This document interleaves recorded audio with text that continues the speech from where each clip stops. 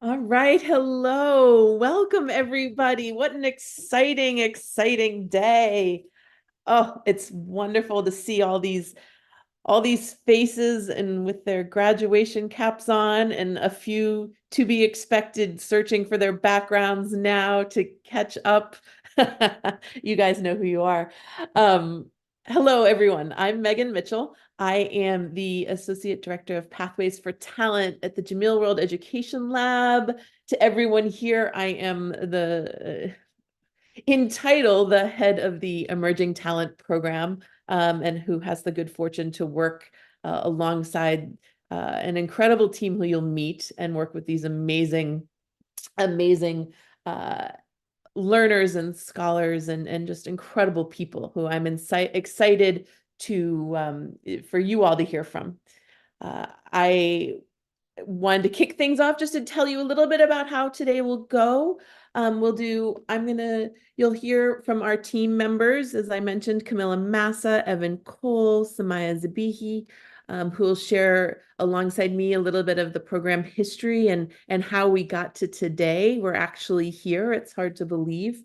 Um, but then from there you'll hear actually from the learners about their experience in through the different program components. We've asked different members of the cohort to speak on their experience. But then we'll move through that for you to hear from some of the work that they've done, and actually hear some of the projects and presentation that they've worked on and some of the great work that they've done. My esteemed leader and colleague Anjali Sastry will speak with you a little bit about from the MIT perspective and share some thoughts and remarks with you. But then later in the program, we'll also hear from Admir Masick, the faculty director of Emerging Talent. The exciting part there towards the end, we'll confer the certificates and recognize all of you. I love this. This is so much fun to see all the smiling faces. More people are on camera than they usually are, which is great fun. But I'd like to do right now is turn it over to Camilla Massa, my colleague, and really, I mean, I said I'm ostensibly the leader. Camilla is the one that makes the magic happen, as I think everyone here really knows. But Camilla, if you could, if I can turn it over to you, and you'll hear back from me very shortly. Camilla. Fantastic. Thank you so much. And it's so great to see you. I'm just already super excited about the next couple of hours. And before going over what we have been doing in the past 9 months hosting this cohort, I'll just do a little retrospective. And so my first day at this job back in 2021 was actually the graduation of the 2020-2021 cohort. And I just remember the feeling that it transmitted to me being part of the graduation, from the excitement of seeing a passionate team, and what they were doing, to listening to the rockstar alums that were presenting about their program journey, and to also understanding, why programs like this are so important nowadays, with the pressing needs. And I just felt so privileged to, be part. And 3 years later, here we are hosting this graduation.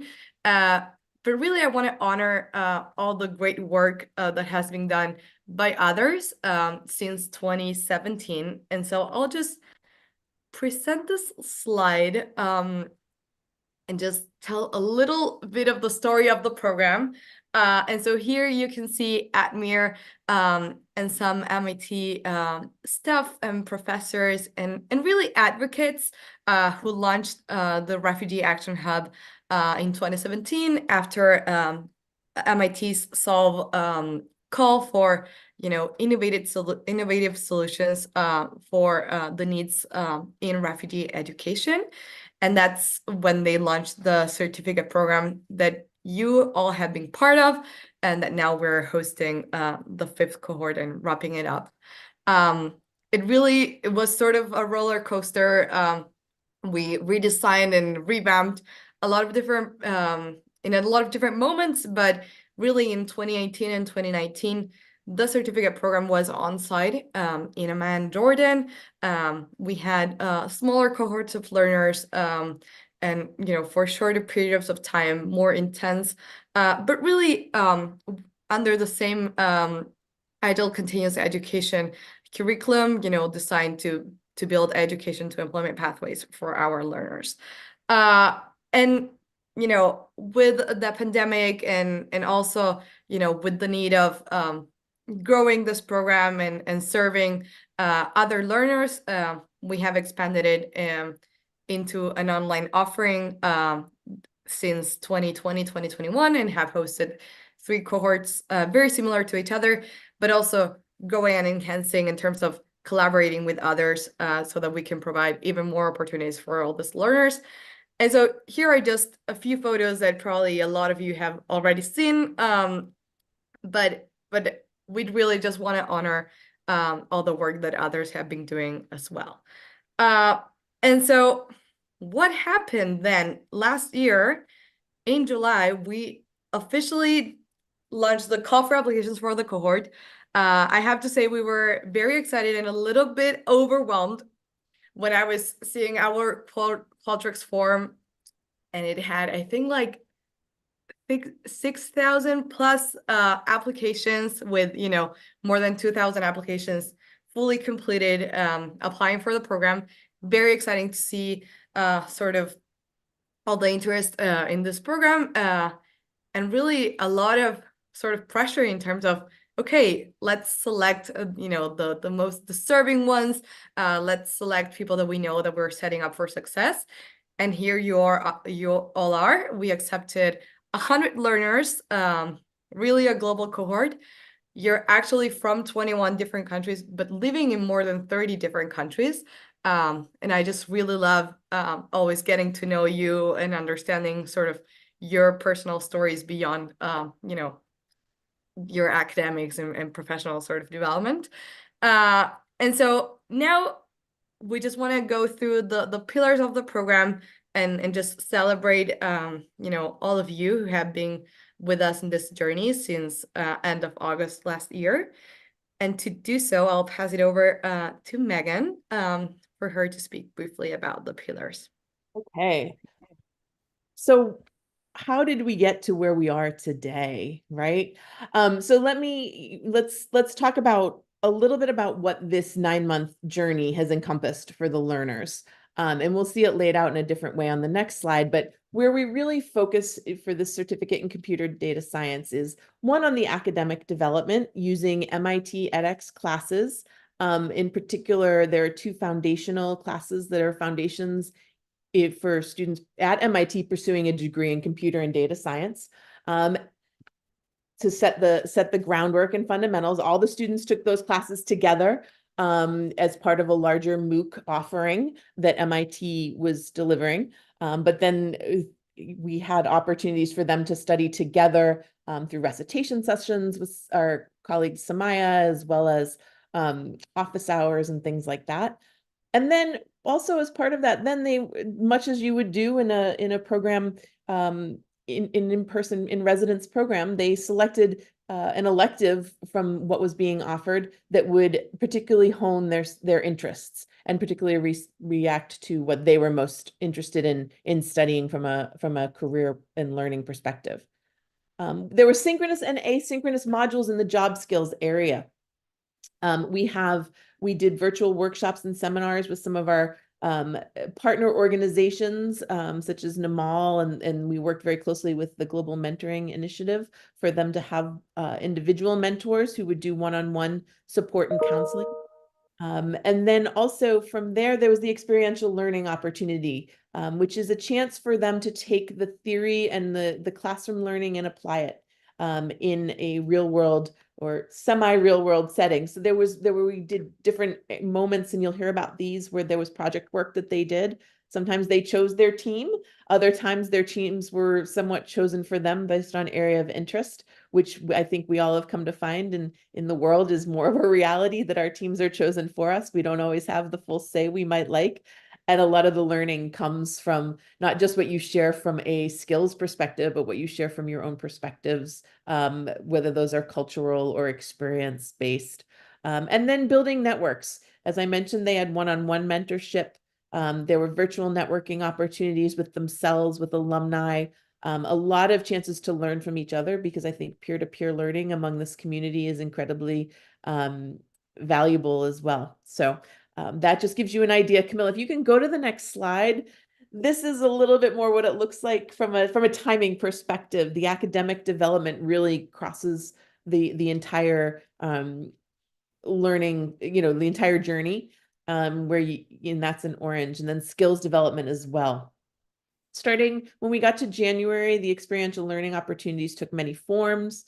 We were always working with supporting them through networks, mentorship there from the December to March timeframe, and really starting them thinking about career path from January through to the end. And really that goes on, as you can see off the screen, because that's many people are thinking in that regard. So it's a big slide to show all the different elements, but I think we've all gone through this together, with some of us on the planning side just ahead of all of the learners in the execution. So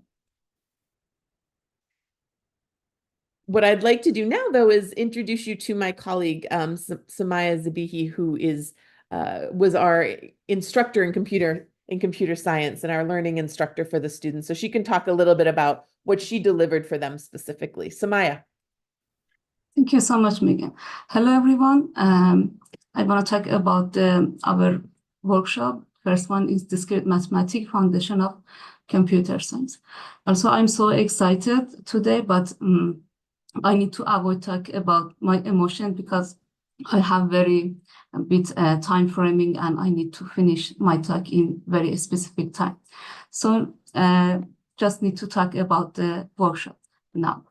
Our Discrete Mathematics workshop laid the workground for understanding key concept in computer science. We began by distinguishing between discrete and continuous mathematics and explored various number systems. The workshop continues through the Boolean algebra and ended by advanced topics like set theory. This workshop was designed to provide essential mathematical prerequisite for MITx 6001 course. Learners discovered the intersection of math and programming, particularly in set theory. So they first understand the mathematical principle, then apply them through the coding exercises. Throughout the workshop, participants ended in various class activities, enhanced their understanding and application of the concept. The exciting inclusion featured a single coding competition, challenging learners to showcase their skills and knowledge.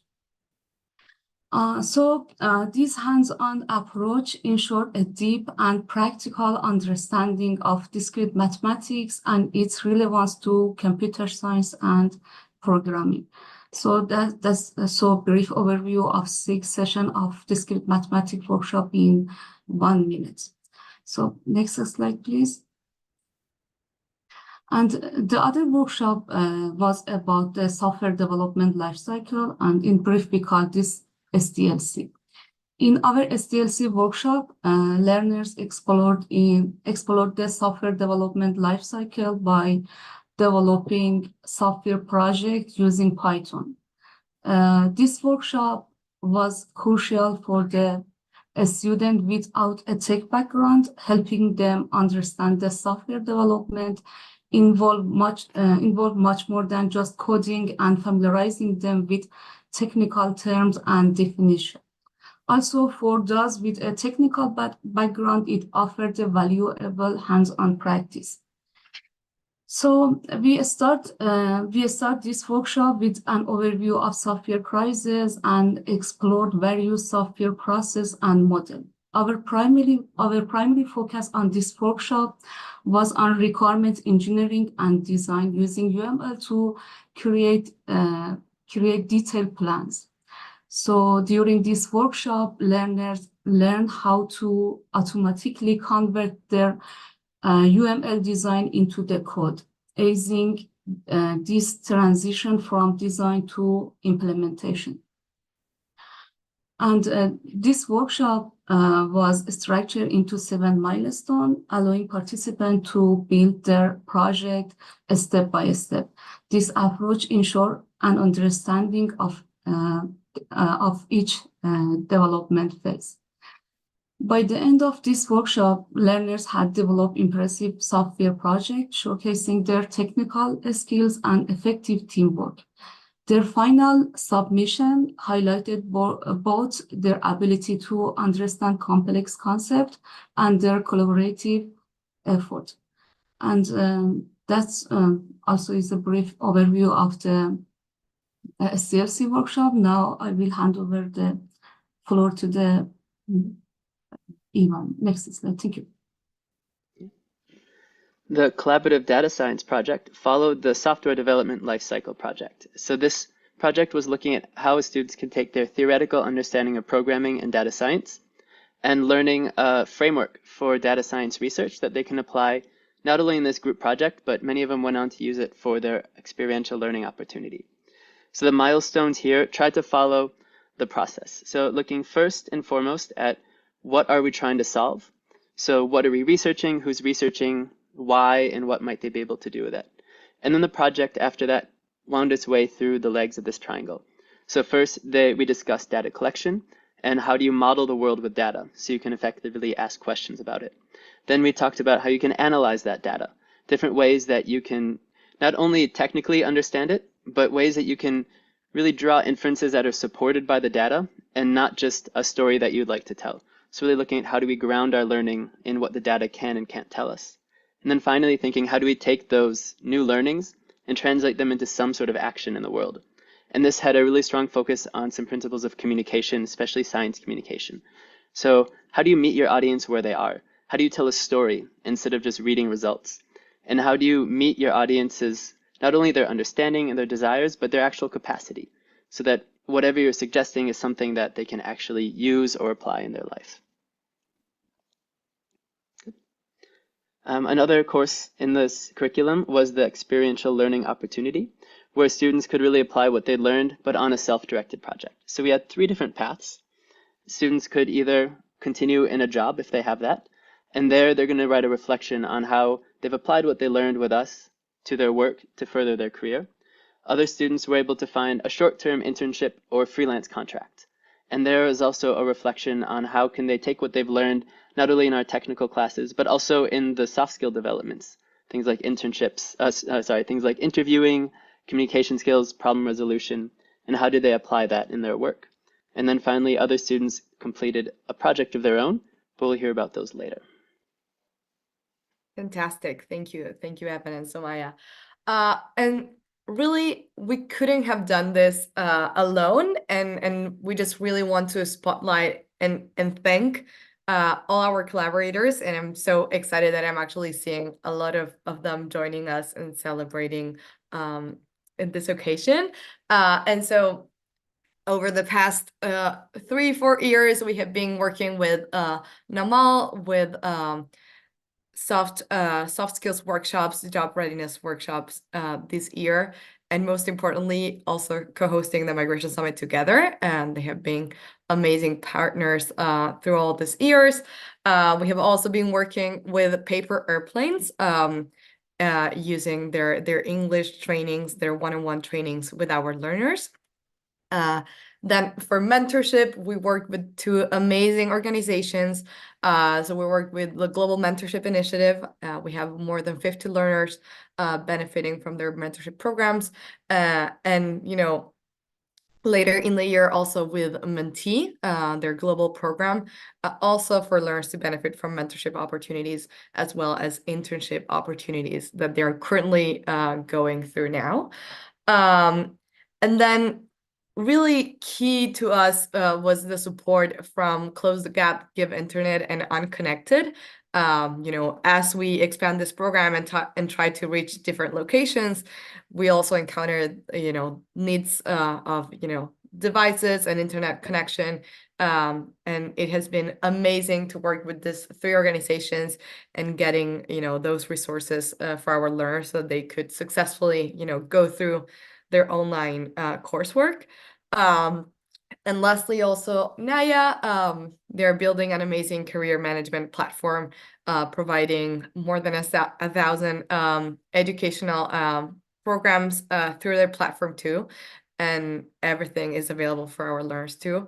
And so I just really appreciate all the support. And I just love seeing new organizations, caring for these communities and building new programs that fit their needs too. And so thank you so much for that. And also a lot of support internally at MIT. So over to you, Megan. Yes. Let me start first and foremost. Emerging talent is a part of the MIT Jameel World Education Lab. And many of my colleagues are here today who provide guidance and support and leadership and engagement in so many ways. And so that's the bigger umbrella we are a part of, and incredibly appreciative to be a part of that and have been for about a year now. And then, of course, the supporters. We couldn't do what we do without groups like Global MIT, which runs under the leadership of Richard Lester, as well as MIT Open Learning, which is the umbrella above the Jameel World Education Lab in the organizational structure that is MIT. And 2 incredibly important organizations who have committed financial support as well as leadership support. And then our individual donors, Hala Fadel, Richard and Marjorie Fields, Marina and Daphne Hatsopoulos, Jonathan Lennon, Sue Kim, and then the MIT Afghan Working Group, which is another group within MIT. This is possible because of everyone in these organizations within MIT and beyond. There are lots of people who are supportive and excited about the work we're doing, but these certainly require a special call out. But that is enough about the organizational, operations and what's happened. We just wanted to give you a picture for those of you who haven't been on this journey with us about what has happened. So, but now we want to turn it over to the stars of the show, and that is our learners to share some experiences on their journey. So. Yeah. Fantastic. Thank you so much, Megan. And actually, before then, I'll pass it over to Sumaya for her to give some remarks and then on to the learners. Thank you. Thank you, Camila. Dear guests, esteemed colleagues, and most importantly, dear learners, today we celebrate not just your achievement, but the incredible journey you have been on for past 9 months. You have faced with challenges and overcome them with your determination and hard working. As someone who has closely observed your progress, I would like to share a few thoughts on the importance of the program like this for our community, especially given our diverse backgrounds. Many of us have come from different countries and experienced the hardship of immigrations and displaced person. Some of you had take experience and while others were new to it. Sorry. The best things about this program is its inclusivity, offering invaluable opportunity to those with limited access to education and learning opportunity and learning resources. By offering this program free of charge, we ensure that everyone has the chance to acquire valuable skills and knowledge. You have learned a wide range of subjects from Python programming and theoretical computer science to mentorship program and various workshops. These workshops cover many things from essential skills to complementary ones, ensuring you get a well-rounded education. The program also includes capstone projects, internships, and hands-on experience in fields like data science, allowing you to explore your interests and strengths. So another Another highlight in this program or during this cohort was elective courses and MicroMaster program that was available to learners. These extra courses provide deeper specialization and helping you to maximize your potential and apply what you have learned in real-world situations. In short, programs like these are crucial for our community. They offer a rich variety of educational opportunity, mentorship, and practical experience, empowering you to follow your passions and achieve your goals. Remember, this is just the beginning of your journey. Keep learning, growing, and make a positive impact in your own and global communities.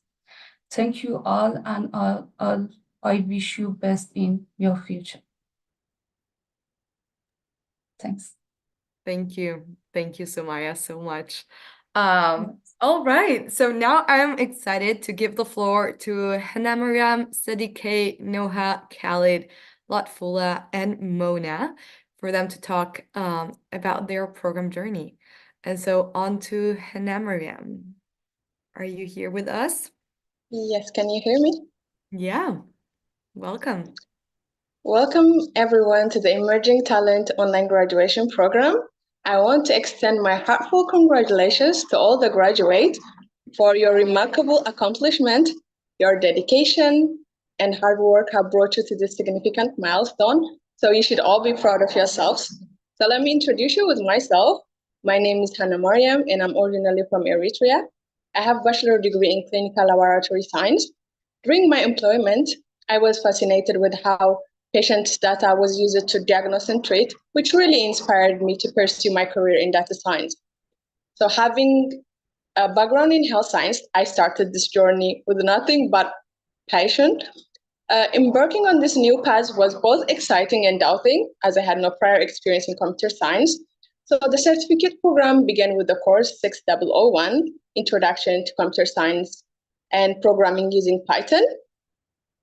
With no previous experience in Python and relying solely on my phone to learn, it was quite challenging at first. However, the clarity of the lectures and the hands-on workshop with Sumaya enabled me to successfully complete the course using PyDroid 3. So the next course was 6002, Introduction to Control Thinking and Data Science. This course presented its own set of challenges, but with the support of Give Internet and use of laptop from one of MIT's partner, I could code and debug more effectively thanks to Camilla's assistance. Despite the hurdle, the completion of this course left me fascinated by how far I came. This course taught me how to write programs for real-world phenomena. We wrote programs that modeled population dynamics of virus replicating and drug treatments in a patient's body, which made me realize the use of data science in every aspect, and even in health science. We also covered some machine learning basics. So this experience not only deepened my understanding on computational thinking, but also inspired me to continue my journey towards MicroMasters. So I want to express my gratitude to all the instructors, mentors, and peers who made this journey possible. Your supports and guidance have been great. Thank you so much. Thank you, dear. Thank you, Hana Mariam.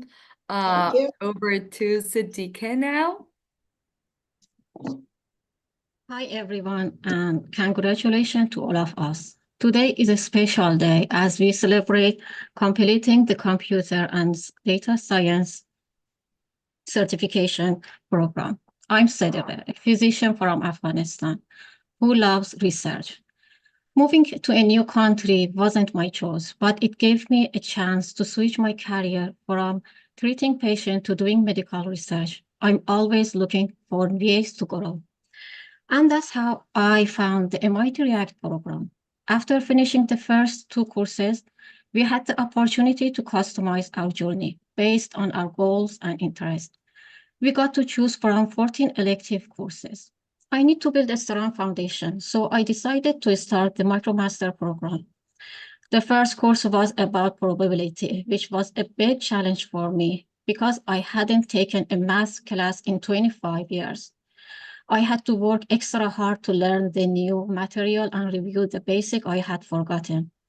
Even though it was tough, I found the topic very interesting. My hard work and love for math helped me finish the course, and this boosted my confidence to move on to the next step, which was machine learning with Python. And this is helping me get closer to my dreams.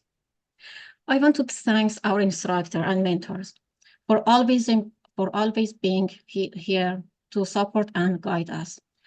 And thanks to MIT React and the Emerging Talent Program for giving us the chance to be part of the amazing community. Thank you. Thank you so much, Sadique. Congratulations.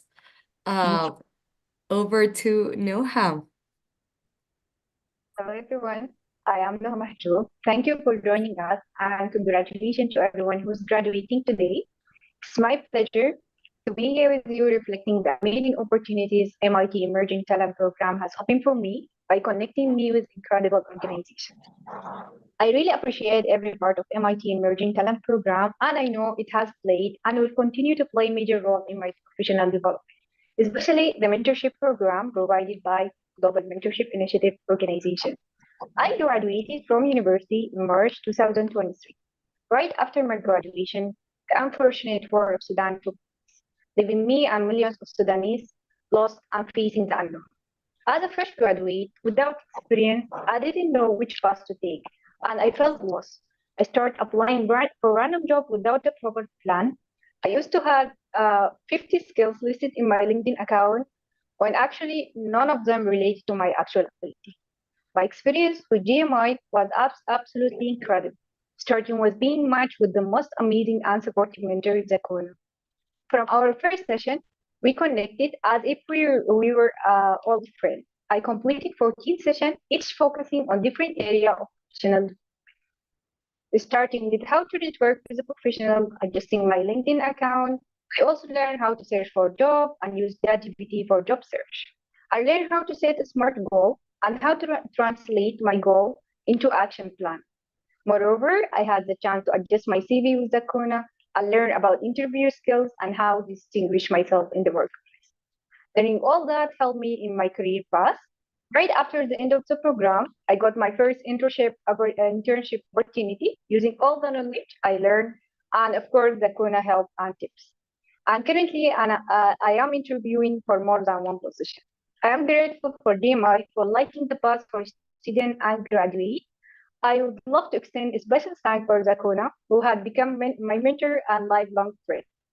I was also fortunate to be connected with a paper airplane.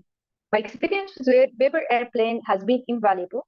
Over the past 2 semesters, I have been an active student and plan to continue after summer break. I joined Paper Airplane one-to-one English program where I paired with amazing teacher Karen. I greatly enjoyed the entire program, from the curriculum, the way of teaching, and flexibility and everything. It has significantly helped me strengthen my English, especially my writing. Additionally, I am grateful for this opportunity to participate in the speaking classes, along with some colleagues from MIT Emerging Talent Program. I enjoy each of these classes. We discussed various topics such as culture, tradition, immigration, and traveling. This class not only enhanced my speaking skills, but also taught me a lot of different culture and countries. I am deeply grateful for MIT Emerging Talent, DMI, Global Mentorship Initiative, Paper Airplane for this transformative experience. Thank you.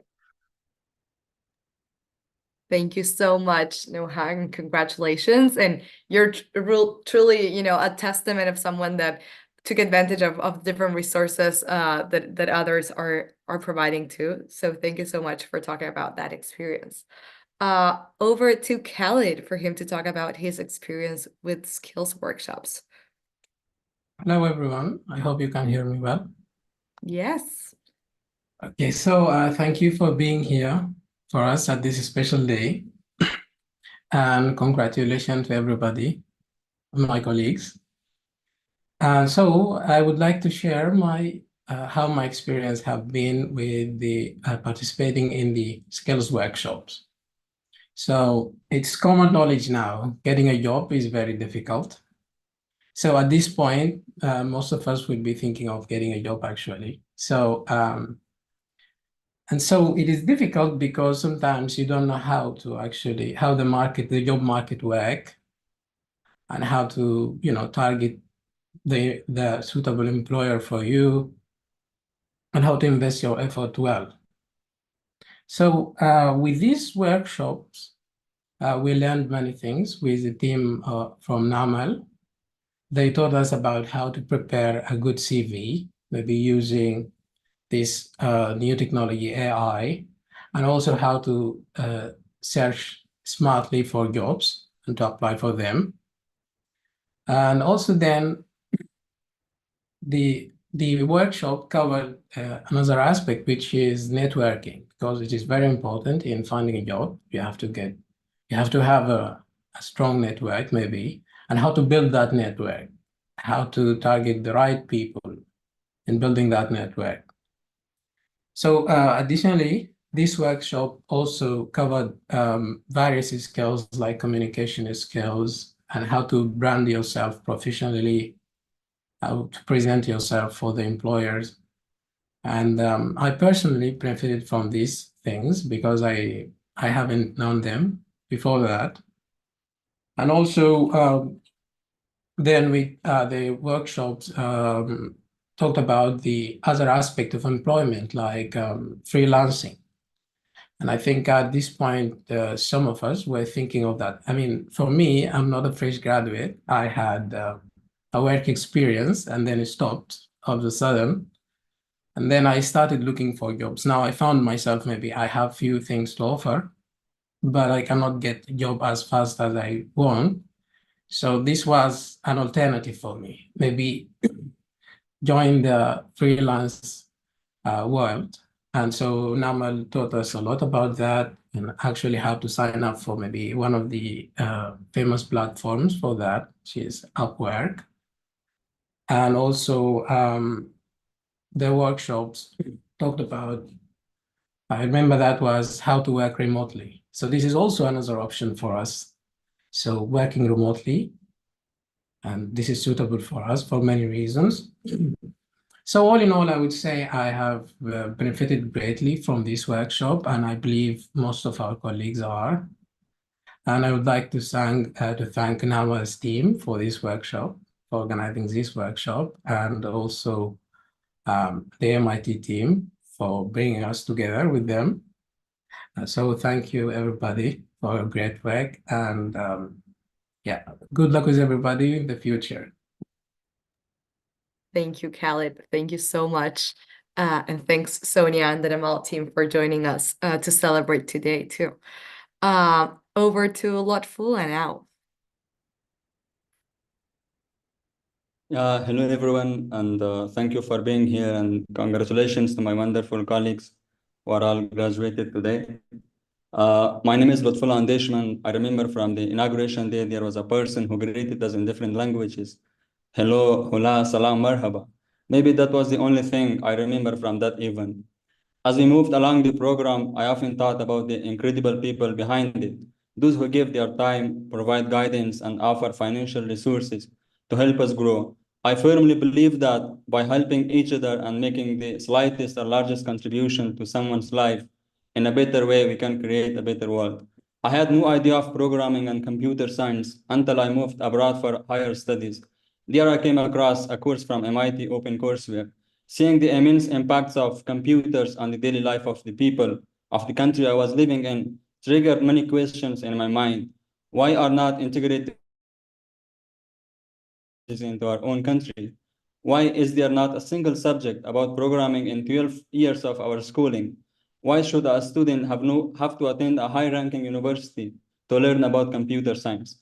To address and have my contribution to these questions, I started a project as part of my SDLC workshop to teach programming and computer science to my people in our own native language.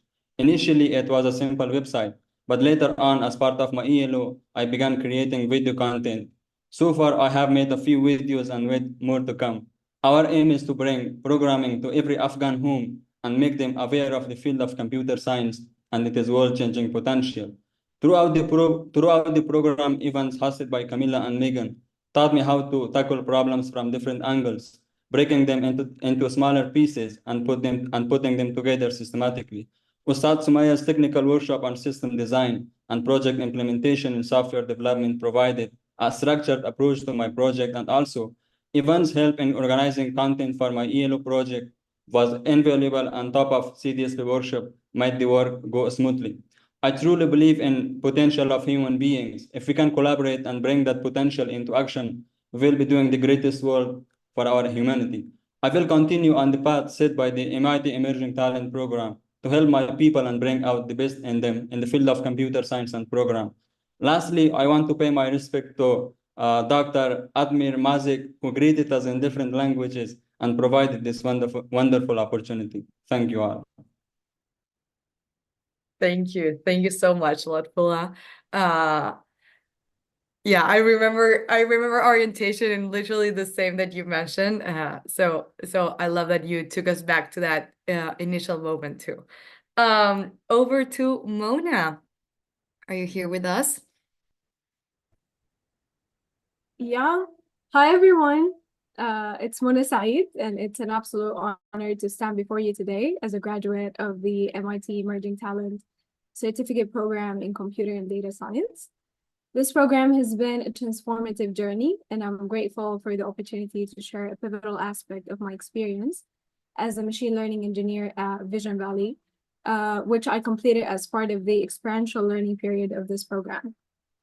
Vision Valley is a global leader in telecommunication services with branches worldwide, and I was fortunate to intern at their branch here in Egypt under the Research and Development Department. This department is at the forefront of combining machine learning and artificial intelligence with their various IoT solutions. Being part of the R&D team allowed me to experience every phase of solution development, from brainstorming sessions and extensive research to hands-on experimentation and continuous refinement. I quickly realized that coding is only about 20% of the work, and developing effective solutions relies heavily on problem solving and critical thinking skills. And that's something that I'm grateful that it was emphasized by the MIT Emerging Talent Program, in addition to the technical skills, as they're essential for real-world success. I had the opportunity to work on several projects, including my very first experience with computer vision, where I contributed to developing a smart parking system and an indoor positioning system. And this is where the technical courses and collaborative data science project from MIT proved invaluable. While the courses didn't, of course, teach me everything, but they provided a strong foundation that helped me tackle any problem computationally. Another significant project that I was involved in was creating an anomaly detection system for a national steel factory, which takes readings from various sensors, including temperature, pressure, water levels, and so on. And initially, I thought a simple isolation forest algorithm would be the solution, but I soon learned not to underestimate the complexity of real-world data. We ultimately used a combination of isolation forests and clustering algorithms, but that's a longer story. I was also fortunate to be introduced through MIT Emerging Talent to Menti, an organization catalyzing global transformation through technology. I'm now part of their family, working as a program manager for the internship program done in collaboration with MIT, through which 21 students are placed at 6 different growing tech companies across the globe. I'm looking forward to empowering more individuals in the future, in my future role as a tech innovation lead at Menti. Speaking of the future, I'm thrilled to share that I'll be joining Duke University's data science master's program this fall. And this would have not been possible without the incredible support of Megan and Camilla, from providing recommendation letters to helping me explore funding options and help. I'm also immensely grateful to Letitia and Mohammed Salim from Menti for dedicating their valuable time to exploring funding options with me. This experience has shown me that the most valuable takeaway from this program is the strong connections we've made and the supportive community that is always ready to lift each other up. Congratulations to the class of 2024. Let's carry forward the knowledge, skills, connections we've made to make a positive impact in our communities and beyond. Thank you. Thank you. Thank you so much, Mona. What a nice way to close the testimonial section. And congratulations. I'm very excited about all the great things that you're working with. And also, I look forward to writing many more recommendation letters to you all, and excited for all what you're building. I actually have one last testimonial that I'll present since I got the recording from Janina. Janina is not able to join us today because she's in Ukraine and there are blackouts of internet. And so she recorded the testimonial to be here joining us in graduation. And so let's listen to her.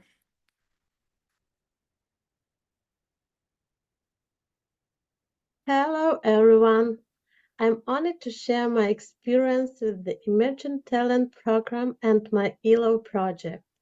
When I joined MIT React, I have no experience with Python, machine learning, or tools like GitHub, VS Code, and so on. I was filled with both fear and strong desire to change my life. Creating my own project seemed impossible, but I realized that my goal was to grow as a data analyst, and this project would prove that I was on the right track. The program support and resources were invaluable in overcoming my initial doubts. The main goal of my project was to put all the knowledge I had gained throughout the years into practice. I wanted to use the skills and ideas from lectures, workshops, and team projects to create something meaningful. My project involved analyzing the happiness ranking of countries, which was both challenging and rewarding. A key realization was that I could start from scratch and build something sustainable on my own. The project showed me the direct application of theoretical knowledge to real-world problems and highlighted the importance of continuous learning and adaptability.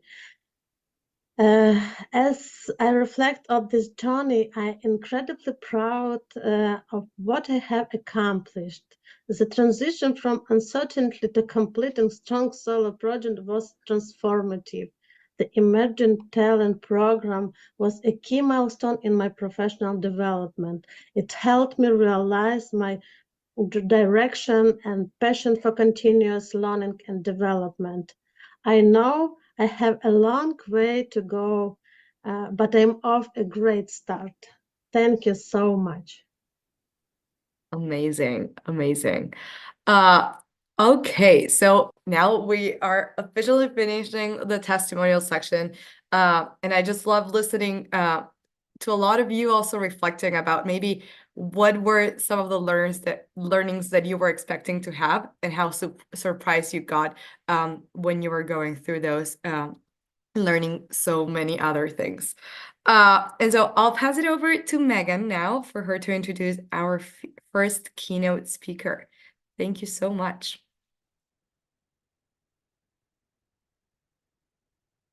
Megan. Yeah. I thought I had unmuted. I knew I would do that. And Camilla's laughing at me because she told me to be very careful. So I have the good fortune now, after hearing all those wonderful talks, to introduce to you Dr. Anjali Sastry. As I mentioned earlier, Emerging Talent is actually an initiative of the Jameel World Education Lab. I am just about, it might even be today, celebrating my 1-year anniversary with Emerging Talent and with the Jameel World Education Lab. Been doing some other things around MIT before I came over here, and had the good fortune of working with Anjali in some other capacity. And so I felt really fortunate when she identified this opportunity. We identified this opportunity for me to come and work alongside her and with her in the delivery of this program. Anjali is the faculty director of the Jameel World Education Lab. She's also the associate dean for MIT Open Learning. And she really has a deep history of leadership and thinking around the interface of academia and society, and that those need to be developed together, and really putting learners at the center. One thing Anjali and I share a deep love of is is working with the individuals and the learners and seeing their growth, seeing how we might be able to help them learn and how they can learn from one another. Unlike me, Anjali is actually a 3-time graduate of MIT. So she has spent not just the majority of her career, but also her educational career with MIT. She has a PhD in systems dynamics, but she's really passionate about how to work on, things like effective business models and effective transitions in emerging economies. And provides a leadership in a great number of organizations as well. She serves on the board of directors of an organization called tomorrow.now.org, which we watched be founded together. She was an advisor at the Mumbai-based Tata Trusts. She was founding advisor of 7 all sorts of different organizations around the intersection of global development, learning, and the advancement of individuals. And we asked her to speak to you today and give some remarks and kind of tie some of this together. So Anjali, can I turn it to you? And don't forget to click to unmute yourself, since I didn't do it myself. Hi, everyone. What an honor to be invited to offer a few words. Your comments really got me thinking about my own journey. I was born in Beirut, then lived in Syria, then India, then the UK, then Saudi for a bit, then back to the UK, and then I came to MIT. And my travels were partly because I had indecisive and restless parents. But I also have that feeling you have when you sort of know there's got to be somewhere where there are more people like me, i.e. nerds, people who love, digging into things, who will stay up all night talking. And when I came here, I definitely found my people. And I'm really hoping that that's the experience for you, that you found your people. You've got your peers, your whole cohort, but you've also got us now. So forever, you're going to have that MIT in your resume. And we are constantly thinking about how to reconnect with our alums. Yes, I did. How to find new opportunities, how to build on your insights and knowledge, and how to find even more emerging talent. Maybe I'll talk a bit about what I studied at MIT, because it links a bit to what you were mentioning. I came in knowing I wanted to study something difficult, so I picked physics. And at MIT, physics puts you right into the lab, junior lab, which is a very famous and difficult one-year-long class, makes you replicate all the great physics experiments of history, like the Rutherford gold scattering experiment. And you have to make it work. So you actually go to the MIT reactor and actually have to set it up and get data. So man, late nights, like tears, all kinds of challenges with trying to figure out how to make the equipment work, how to interpret the data.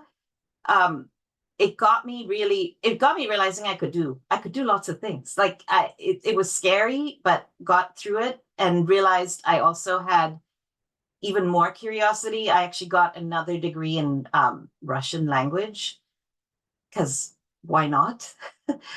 We used to have a really great Russian program, and that let me also then travel and study in Russia briefly.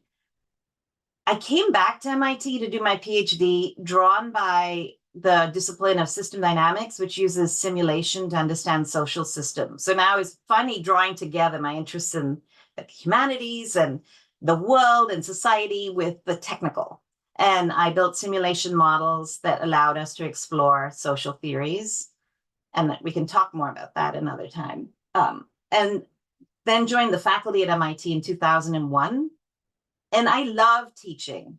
But after a few years of teaching in a classroom, where it's a case and it's a lesson plan and everybody sort of knows what it's going to be. And there's almost sometimes a smugness that comes from critiquing what somebody else has done or what the story of the case is. I realize I want to go much deeper. I want to create learning experiences where students have to take on messy, complex challenges that I have no idea how to answer either. So that pivot took me into the world of experiential learning.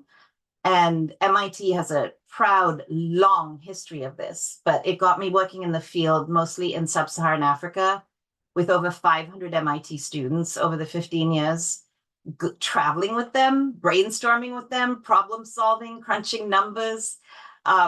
It was a really great learning experience. And I got to choose students and go and work directly on applying MIT tools to real world problems, mostly in healthcare delivery.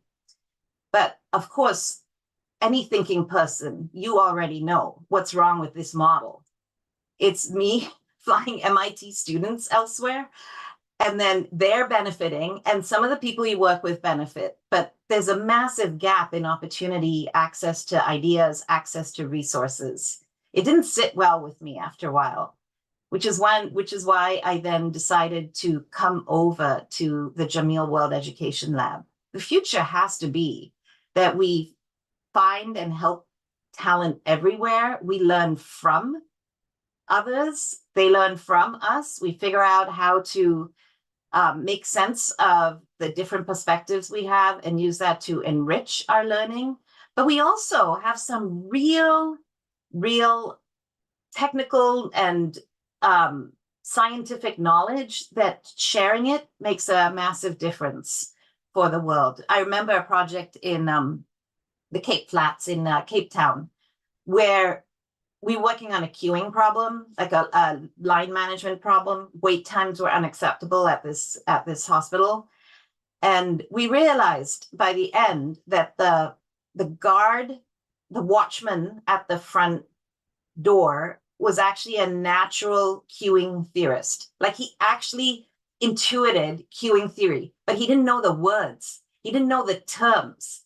So I was so proud that in our final presentation, he was the one speaking. It was pretty cool. So then I thought, okay, this is where we should go. We should find amazing talent everywhere. And about a year and a quarter ago, JWell was invited to collaborate with what was then React and Nurturing Emerging Talent. I actually when we joined, I actually pushed to name it Emerging Talent because I think that describes you, right? I wanted the program name to really represent the talent itself, not the act of teaching, nurturing, supporting is really important. That's the mission. But the presentation of the program, the way that we talk about the program is all about the amazing talent. So it's very evident in everything that I heard. And you guys have moved faster towards learning some of the things it took me a while to learn. That challenging yourself in new ways is the only way to have like a really fun and meaningful life experience. That working with other people, and faculty sometimes sit in a remove from students, and I've been very interested in breaking that barrier. This program builds that kind of collaboration and fellow feeling at every step, in every way. So that's super inspiring. And I want to make a couple of important points before I close. We are learning from you and from our experience of working with you. So we need to thank you also. So there have been lots of thanks to others, but I want to make sure that we really lay out for you how important the experience is for MIT. It helps us collectively to learn. We really work to share the lessons and the insights and just the amazingness of this program with as many people as possible. But we also bring the voice of the program itself and of you to other moments. For instance, decisions being made about, I don't know, tech platforms or whatever. We always now know to come in and say, hey, you have to design for poor internet connectivity. So we are now able, thanks to you, to be able to have a voice within MIT, even internally, on technology, on strategy, on directions. And the other parts of the Jameel World Education Lab include a massive collaboration with universities all over the world. Well over 2 million students served by those universities. Many of them are really interested to learn more about this program, about emerging talent, and about how they can draw on its learnings for their communities. So that has to be a model for scale, sustainability, embeddedness, appropriateness, and living on. So we're going to be going that direction in thinking about how do we enable, we've talked to multiple Mexican universities, for example, who are serving in their catchment area, people who are passing through as migrants. They're maybe not going to even stay long, but they're feeling the responsibility to educate the people there in their state or their city. So what can we share from our experience with emerging talent? So that know that we're learning and bringing it into as many conversations as we can. And we love the idea of being able to talk to you forever. So I hope that really happens. We are always wanting to build up more resources for alums. And we think we'll maybe be able to orchestrate some new opportunities in the coming months and years that we will definitely invite you to co-design as much as we can, but also to participate in. So know that you're very much on our minds. You are now MIT, linked to MIT forever. And hopefully you feel like you found your people, just like I did. Thank you. Thank you, Anjali. So I think I can see the smiles, and I can tell, and I know from working with this group that they are your people, just like you are theirs. So thank you. And thank you for helping build that bigger picture of how important and sharing really how important what we're learning from them is, because it helps us influence and advocate and talk from a real position of data as opposed to assumptions or beliefs when we're working with our colleagues across MIT. Okay, so Evan, can I turn it to you now so that you're gonna have a treat of hearing from some more of our learners to talk about what they've been working on in their experiential learning projects and opportunities. So what we're going to see next is amazing projects that we could never have thought of. The goal with the experiential learning opportunity is that the learners can identify a problem they'd like to address themselves and think of the best way to approach and solve that problem. So while we may have taught them some of the academic theory and laid some of the groundworks, I have to say this work was really impressive for me as well to review and to guide the learners and just watch them progress and how quickly they can take any feedback and turn it into a much stronger project than I would have been able to suggest. And so for each group, they'll have a short presentation, and then Andreas will have a couple comments. Andreas he's been working with us to sort of research and evaluate the curriculum. He integrates education, neuroscience, and instrumentation to develop novel approaches for training the workforce for the future. He is a research scientist at MIT, leading the academic evaluation of multiple educational projects and studying implicit learning via brain-computer and human-robot interactions. So I will start by handing over we have Dennis. Hi, everyone. I cannot really express how much am I excited. Today, I have lots of feeling, but there is not much time, maybe. Thank you all, and congratulations to everyone for today on this event. I prepared a small presentation. I'm from Kyiv, Ukraine, and I have some diverse past, started with computer science, moving to arts, experience in the digital media production, but I was feeling like I wanted to have some impact on the world to make it a better place. And when the world changed everything here, I decided to return to computer science.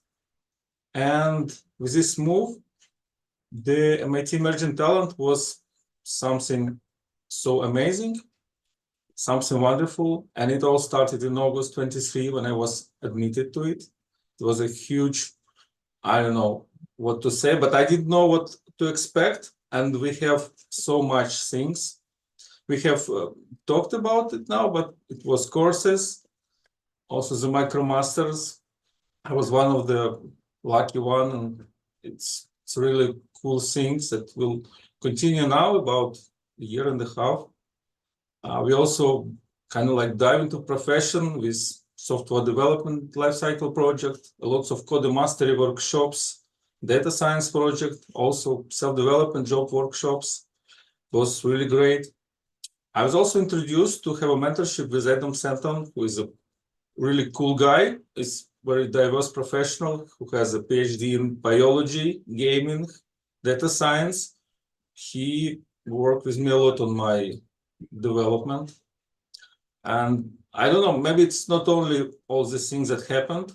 And very cool and interesting thing was my yellow project. And I will try to tell more about it. It is based on Concordia library, and it's a really interesting library that allow us to use LLM for simulation living beings. And it has a complex structure where we have agents, we have game master and world environment, and it has a complex interaction structure with, you can see like each of these lines is like a chain of thoughts that is run by LLM call like ChatGPT. So one action of agent costs about, I don't know, 20, 50, maybe 100 calls to LLM. And my question was, how really could we rely on these things in their simulation beings? So can we really be sure with this? And I have to, so I posed this question, and my project was about this, and I'm still, I can say its project is open now because I'm still working on it, and I have run several simulations. I have run an ultimatum game. It's a non-psychological game. It doesn't have some cool result, but the real interesting thing here was next simulation, and you can say I put an LLM giant agent to prison. About 12 of them was put into prison and divided to guards and prisoners. And it was like Stanford prison experiment, maybe you know it, when students were offered to participate in such a challenge. And this experiment was stopped on the 6th day because of the very extreme effects. And I really thought that it will not run, that this experiment will fail. Because I thought, okay, it's LLM, it's like robots, they will just follow rules. It will not have any effects, but let's see what I found. This is how this system looks like. It generates lots of text, and each action is described by a big chain of thoughts. So if you are interested, you can browse my repository, and each agent has like history, summary, memory. So it's a real complex thing. And based on our run, by the first day that I have run it, I observed that the well-being of these guards changed to some extent, and in prisoners it changed to much great extent. So my conclusions were that we don't have for now like universal agents that we really could like make any task. But if we fine-tune parameters, optimize settings, like make some special improvements of behavior, such simulation can really value, and it's a very interesting thing for me because today the future has been moved so close, and all us now that are graduating are really like on the cutting edge of this technology wave, and I think we will do beautiful things.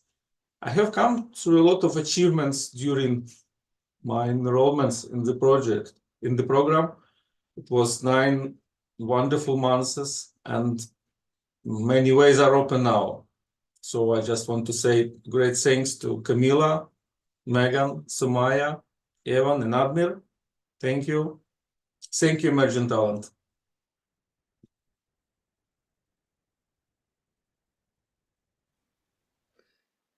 And thank you, Dennis.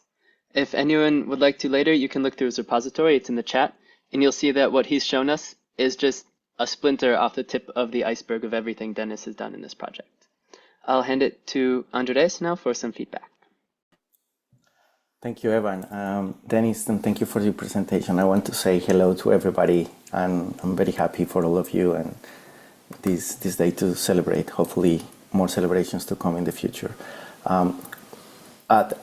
I really like what you were presenting. It's very interesting. You're focusing on reliability because the news tells us the magic that these tools can do now, the LLMs, but it not always works perfectly or almost never. So it's very useful that you're going into those topics about reliability and what is the outcome.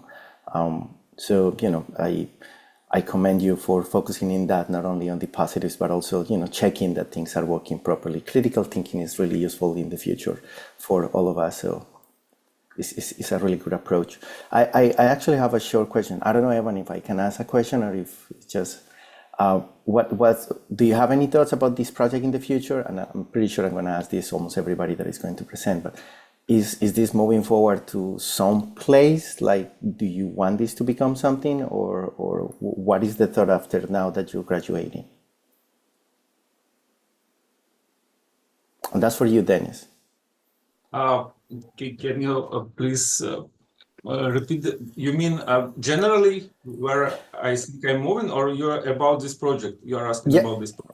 The project said that you have 1 day of simulation of the prison experiment, and so I was wondering if you're thinking on continuing that, and if that is leading you to think about applying it for something else in the future. Yes, the interesting thing is that 1 day of simulation cost me $20 of ChatGPT AP calls. And now I'm working on making a local LLM like Llama to make it available to run it. So if you're interested in what will happen on the day 2 or 3, come to my repository soon. You will see what will be the result. And also, I could say that this project is like a start because I have thoughts about making like we're making some environment when simulated beings can live, evolve, can be presented maybe like in theater of AI beings or something else. So this project was a first step in this movement. And for me, as having a art background, it's very interesting. And I'm seeing this, it's very inspiring to me because these things were like science fiction before, but now it's real. And I really don't know what can we reach so far. So I'm very excited about all that we can do next. And I hope we all will see some real magic very soon in the future. But we are seeing it now. We'll see more. Thanks. Thank you, Dennis. We'll hear next from Group 6 in the Collaborative Data Science Project series. I'll let them introduce themselves. Yep. So, Abid, can you share the screen? I am sharing. Do you all see my screen? Yes. But for me, I don't need to. Yeah, I don't need to share the screen. So hi everybody, we are Group 6. So today we will be presenting the critical issue of attack on healthcare facilities in war-affected countries, and their impact and the population affected. Our research mainly focused on collecting and analyzing data on different attacks and violence against these healthcare facilities. So yeah, and the number of people who get affected by these attacks, and including deaths and injuries. So I will hand it over to Fahim so he can go through over the analysis and findings. Go ahead, Fahim.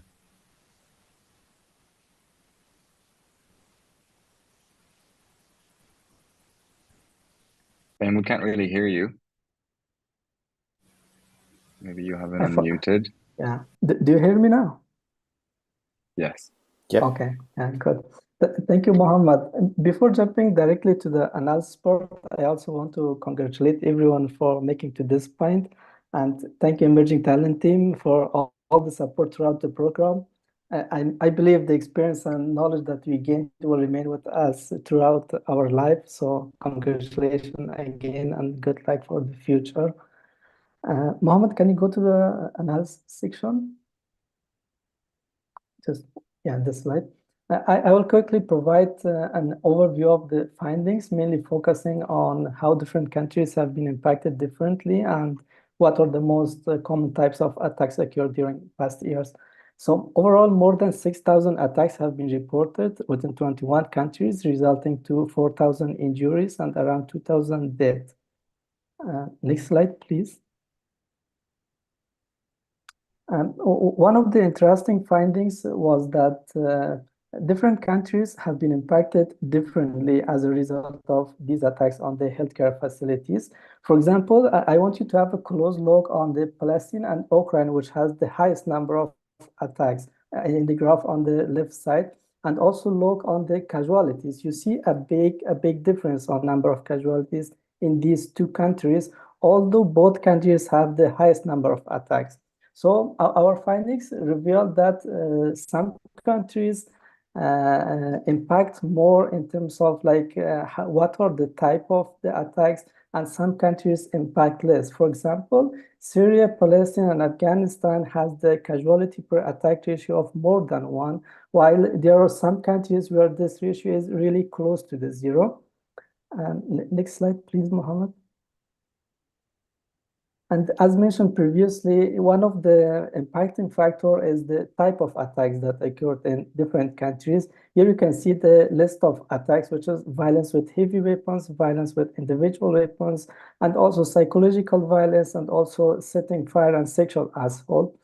In the countries where the ratio of casualty per attack is more than 1, the type of attacks reported is more likely to be violence with weapons, violence with the individual or heavy weapons. On some other countries, for example, Haiti, where this ratio is close to 0, actually 0.14. The type of attacks that have been reported is kind of abduction or arrest of the healthcare personnel. For the future studies, we also suggest to look for other factors that could have impact this behavior. For example, the infrastructure, whether a healthcare facility has emergency exit rooms, or for example, other safety measurements. Or for example, if the healthcare personnel was aware of the attack in advance and had enough time and resources to basically evacuate in advance. So next slide. Yeah, I give the floor to Abed. Right. Thank you, Fahim, and thanks everyone. My name is Aved. I'm very excited and happy to be here. Congratulations to all the students, and thank you very much to the team.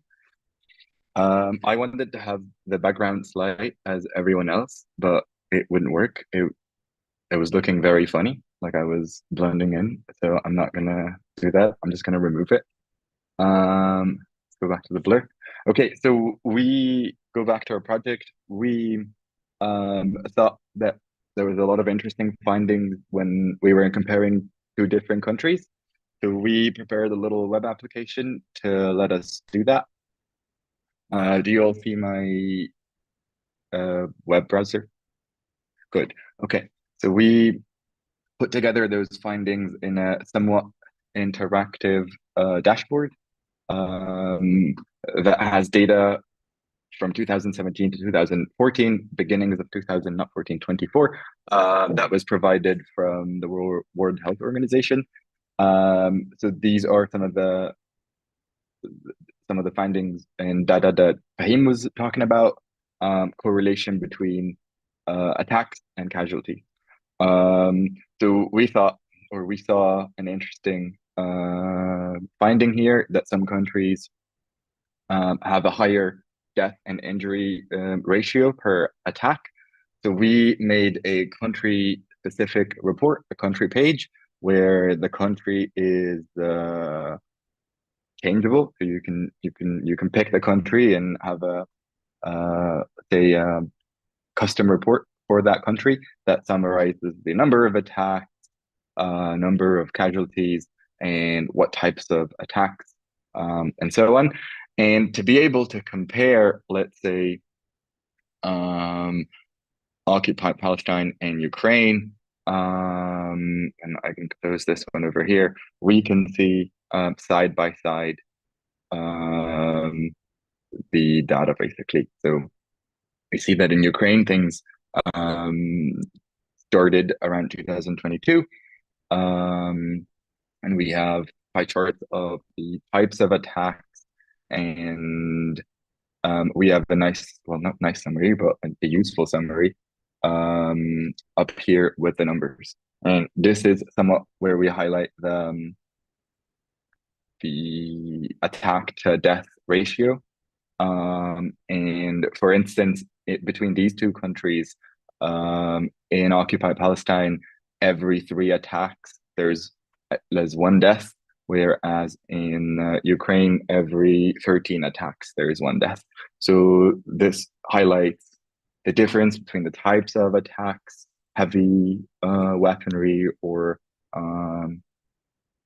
like armed or like gun attacks. Yeah, this sort of concludes our tour of our demo, and we have here the source of data that is downloadable if anyone wants to do anything with it. So thank you so much, everyone, and thank you to the facilitators and instructors for the support and for the whole GWell team. Thank you, Abed. Thank you, Group 6. Andreas? Thank you, everyone. Mohammed, Fahim, and Abed, thank you very much for presenting your results, and the rest of the team that I know, like Mariam and Victoria Batul. I think it's really interesting that you really found ways to present the data in very, easy way to understand. So data visualization is a key element in data science, and you really did a great job. I was going to ask about the source of the data because, you mentioned a lot, you talk about this data, but where is it coming from? It seems you got it from the World Health Organization. So that's very useful. Always, mention where is this data come from. Before with Dennis, we talk about reliability. One of the first things people ask is, where does your data come? Because, maybe it's a little bit offset or bias. So it's important to mention that at the get-go. I have a question again, as with Dennis, is now you use this for the ELO.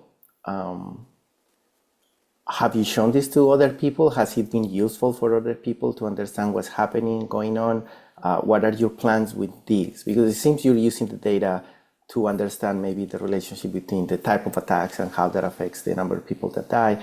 Do you see this useful to maybe inform people to do something else, to make decisions about how to protect against attacks or something like that? And since it is World Health Organization, have you seen also analysis of the same data that they did and how they compare with your results?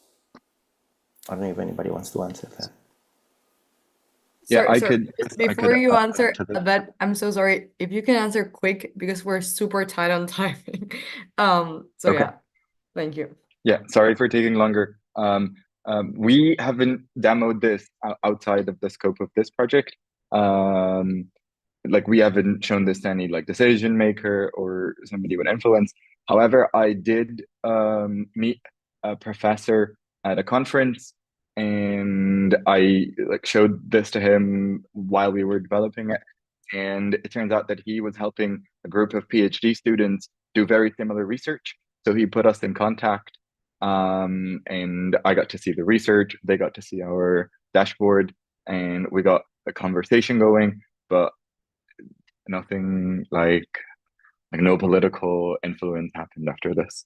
The reason we chose this sort of topic for our group project was kind of like we all came from different countries, but we had one common thing between us. All of the countries that we came from had attacks on hospitals.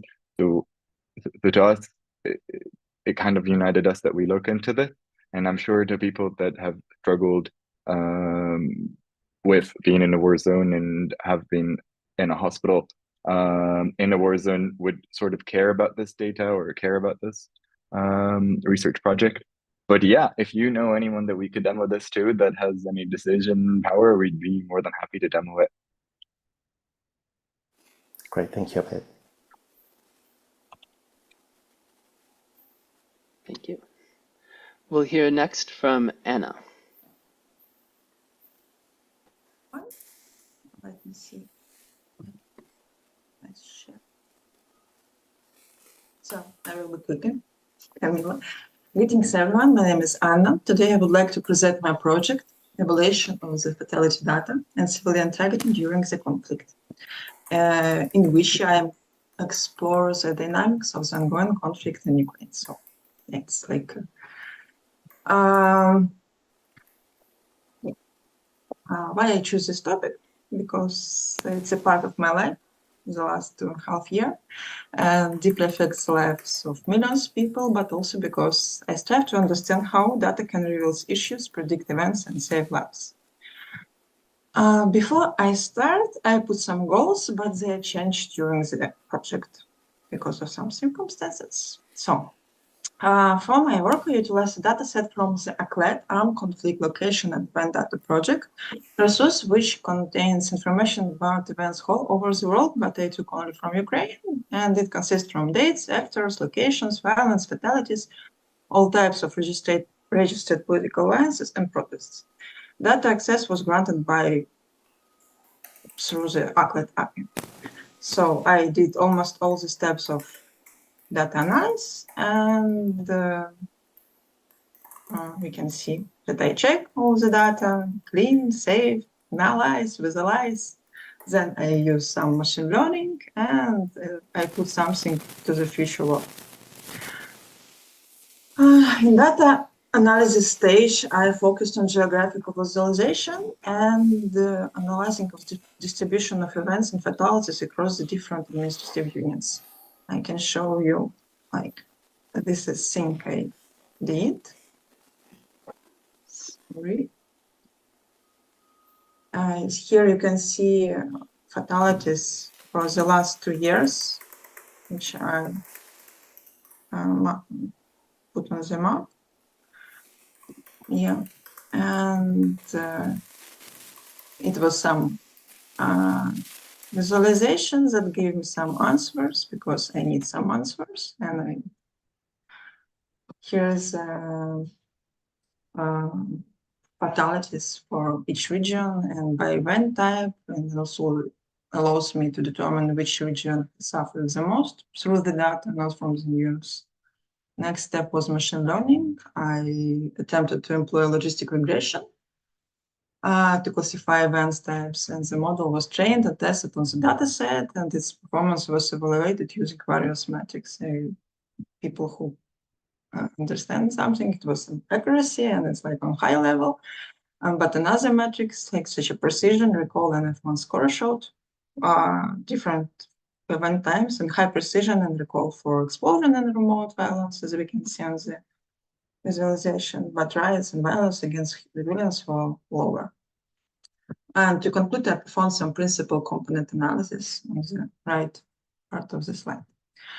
So in conclusion, my project Ukraine Under Attack provides a comprehensive analysis of the conflict in Ukraine using data-driven approaches, and there are some key findings you can see on the so this is temporal trends. Conflicts happen more often on certain times. Special distribution, some areas are more affected by violence than other because of geographical position, advanced tabs, we look at different kinds of conflicts like political violence, protest, impact on civilians, and we measure how conflicts affect people, especially the numbers of deaths and attacks on civilians.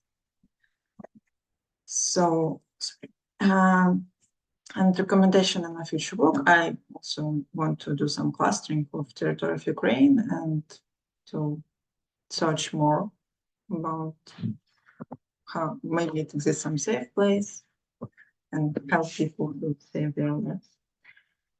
So the project showed how important data is for understanding and addressing conflicts. It was really important for me, and I find some answers. Ongoing analysis can help predict events, allocate resources, and save lives. Thank you for your attention. And also, I want to congratulate everyone on their graduation and extend my heartfelt thanks for entire React community. And the past 9 months have been life-changing, and I have a lot of new friendships and a lot of experience here. So thank you again.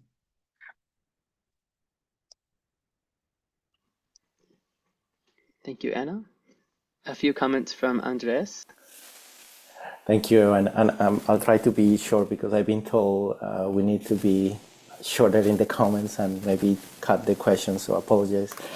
Anna, thank you very much. And, you know, I will commend you for presenting us what's the source of your data set, because that's really useful. And I really like the visualizations that you had, especially using the geographic maps. It's very useful to really pinpoint. It's not only about the amount, but also the location that is very important, and the geographies, as you mentioned.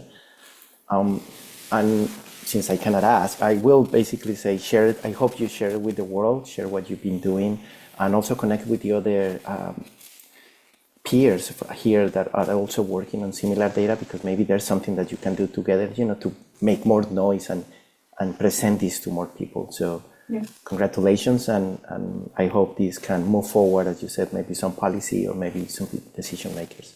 Congratulations. Thank you. Thank you very much.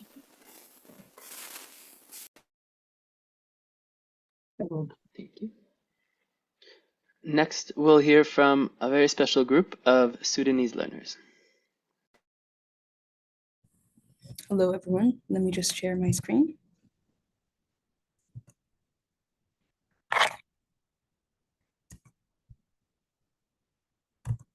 Okay, can everyone see my screen? Yes. Okay, so hello, everyone. Today, me and Sujud will be presenting our ELO project. Let me start by telling you a bit about our team. So we are 7 people, all from Sudan, and we actually all studied in the same university back in Sudan. So University of Khartoum. Here are some beautiful photos from the university taken by one of our team members. Now, some of us had just started their bachelor's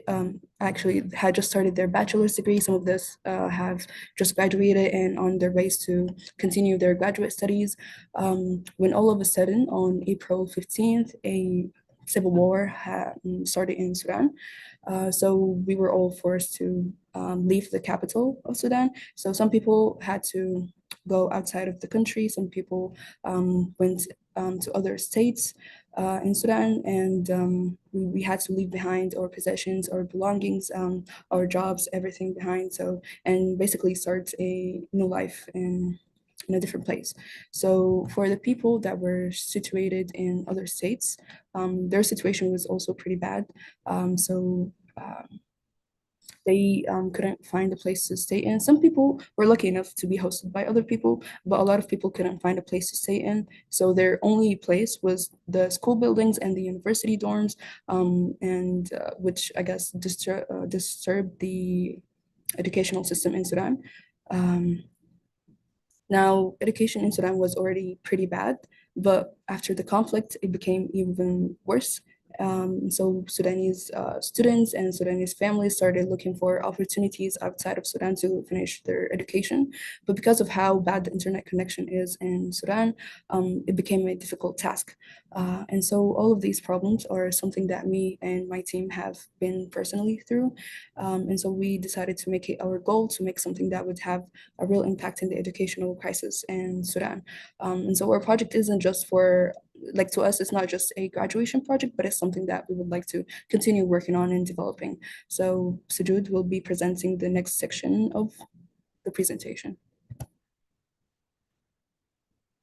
Hello guys. So as Maab said, and after we carefully absorbed and researched and started to understand the extent of the situation in the education system in Sudan, we started exploring the different ways and different ways that we could contribute to the solution, bearing in mind that there are many other factors that actually affect the problem: internet connectivity, electricity, limited access to computers across the country, and many other factors. So through this process of exploring, we stumbled upon different initiatives, national initiatives that are working into targeting the same, targeting different problems. But one of them, which is called NASA Sudan, is actually working into targeting education system as us. NASA Sudan is an initiative founded by two amazing Sudanese ladies. It was founded right after the war started.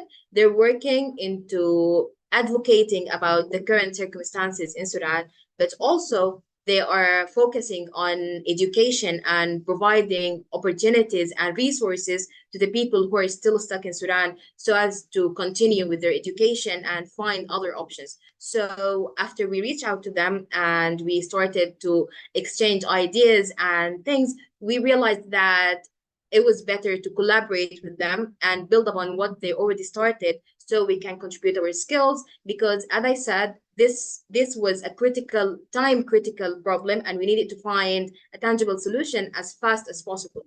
So we started working on them. We had like ambitious brainstorming sessions, but we found out that we want to start from the pillar of their website, which was their database. So we started exploring the database to find what was wrong with it and how we can contribute to building it more and making it better, improving it. So we used at that stage we used large language models to extract information about all the available resources and all the available scholarships and opportunities for Sudanese people, not just targeting Sudanese people, but all the students. So as a result of this, we built a comprehensive database that has more than 100 plus. It has around more than 200 plus. Sorry, Maab, if you can like navigate to the next slide. Okay, so as a result of this, we built a comprehensive database. It consists of more than 200 opportunities, scholarships in different countries, actually more than 20 plus countries, and it's opportunities from more than 100 plus universities, either graduate, undergraduate, or postgraduate degrees, fully funded or partially funded. The thing is, these scholarships and these opportunities are not tailored to Sudanese people, which is a two-sided thing. It has a positive and a negative side. The positive side is that this website can be used by many other students around the globe, not just Sudanese people. But the negative side is that either people globally are not aware of the situation and the educational crisis in Sudan, and they do not know to what extent this crisis is, or they just basically don't care. So there is no tailored solution, tailored opportunities, and tailored to just Sudanese people. What we learned throughout this project, the discussions we had with NASA Sudan and different experts taught us to what extent the situation in Sudan is and the education system has come. And we started to learn more about it and how we can contribute to solving it in the future work. Also, it taught us that it's really important to collaborate with other partners and with people who are already working and who have some experience in working. So to build on their work was really important for us, and it was a huge part of our work. As future work for this project, we plan to do three things. We plan to continue working on the website, and we plan to continue working on the website, further enhancing it and try to expand its area of impact to reach more people. We want to try to find an offline version so as to navigate the internet access problem. The other thing is that we want to start a blog section where we can guide students and people who want to apply for these resources and these opportunities, to give them tips and tricks on how to prepare for the different opportunities. And also we want to work on developing a chatbot, so to help people who may not be able to navigate through the website and help with it. At the end and as a conclusion, us as a Sudanese people and as this group of learners, our heart yearns for Sudan, and we yearn for a future where peace reigns and where education is sustained and it is promised for all the students across the nation and across the country. Thank you for your time, and thank you for this. And thank you, Sujud and Mab, for presenting. If we can hear from Andres. Thank you, Mab and Shulot. I mean, yes, this is great. I'm from Colombia, South America, and we also have a lot of. We migrated to Venezuela, but now we have Venezuelans going to Colombia. And I've been asked by people, how can I find scholarships? And this is a big problem. People want education, but the resources, we don't know where to find them. So this is really great and on point. And I really like that I'm very touched that you didn't see this as just completing the academic requirements, but you really want to solve the real problem and did it working with the community. It's not your problem. You actually base everything on the work that others have already started. And you mentioned it at the end that you saw collaboration is key. And I hope we all take that with us at the end of today's presentation. Like, remember, collaborating is better than just whatever we need and we want. One aspect and again, connecting that to the scholarships, it would be maybe useful, I don't know if you did that, to connect also requirements, because I found a lot of scholarships that are needed, but then as you go through the requirements, I basically spend and wasted a lot of time, because I go over and only at the very end I realize I'm not a person that can apply to that, either because I'm in the wrong country or because I don't have citizenship or I don't have the permit. So just thinking about the database, and again, I'm not allowed to ask questions, so just wanted to maybe in the future, if you can add those features, what else do I need? Do I need to have a permit from this country or that country? That would be great. And also if you can put the scholarships in a map, because I went online and look at it, you have the display menu. It would be great if you can go to the map, because some people would be easier for them. Okay, I'm in this country, but I can go to that one. Instead of just showing the list, I have to go all the way to Australia. Just, sometimes, but congratulations, and this is really useful. A lot of scholarships are lost in the world because people just don't know about it. So spread the word and share it with everybody. Congratulations. Thank you. Thank you. The last group is not at all our least. I'll share their slides and we'll hear from Nazwin and Nilufar.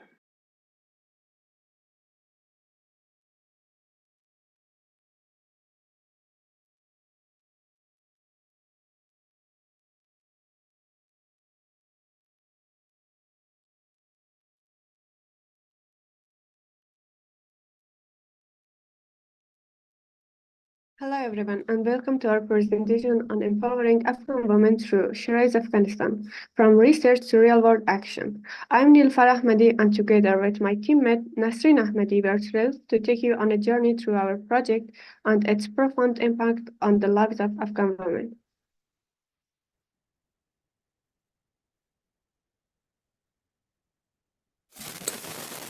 Yeah, but I cannot see the slides. Okay.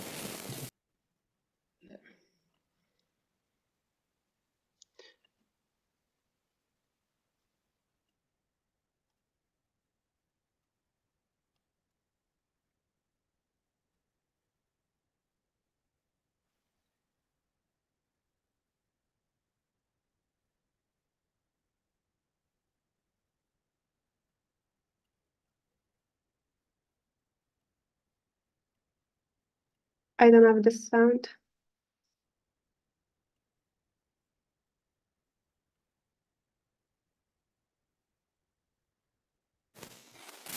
Evan, if you want to reshare and include the sound because we cannot hear anything.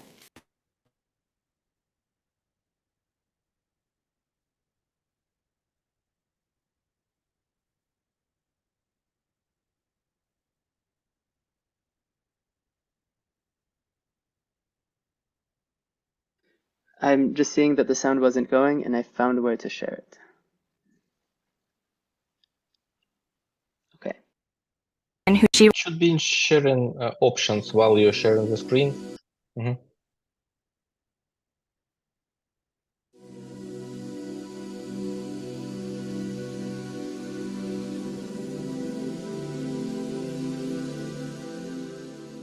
In the heart of Kabul, where hope meets adversity, the stories of Afghan women unfold. Once vibrant with dreams and aspirations, their lives were shattered by unjust restrictions on employment and education. Meet Maryam. A devoted mother and a skilled finance professional, she faced an uncertain future when new laws forced her out of her job.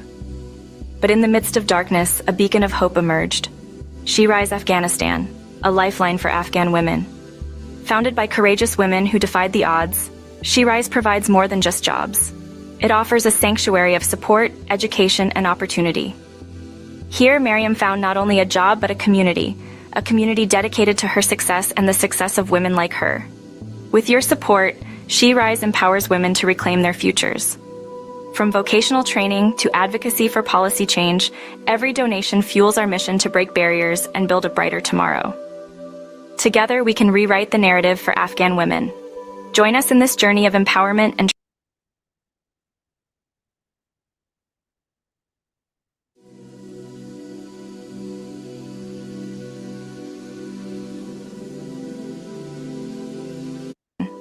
Together, let's rise. She Rise Afghanistan, empowering women, transforming lives.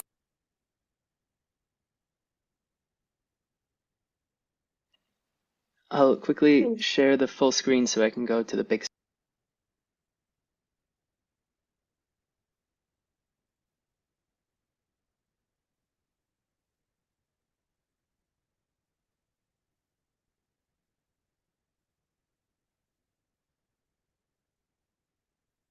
Our project, She Rise Afghanistan, is the culmination of dedicated research, collaboration, and a shared commitment to empowering Afghan women. It began with the collaborative data science project, where we conducted in-depth research on the impacts of Taliban's restrictions on Afghan women employment.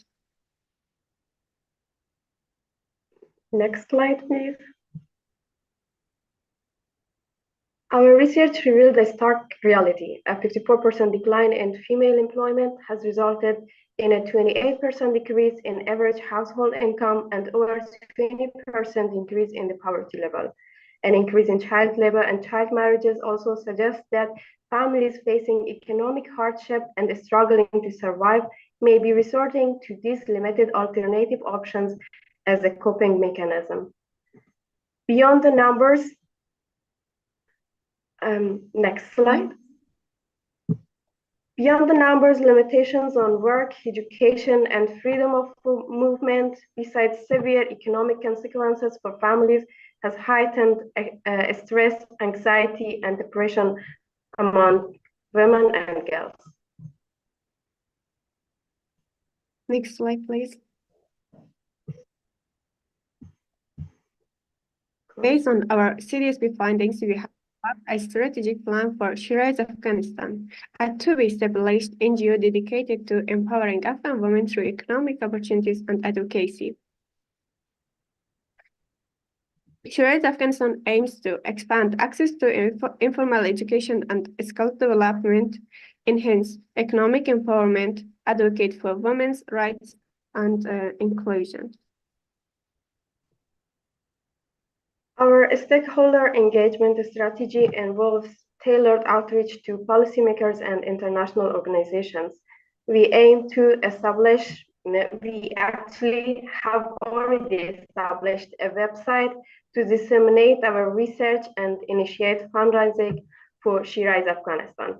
And we are going to engage with policymakers through She Rise Afghanistan, advocating for the employment of women in a women-only work environment supported by religious and financial arguments. We believe that supporting women's employment aligns with Islamic principles and offers significant financial benefits for Afghanistan.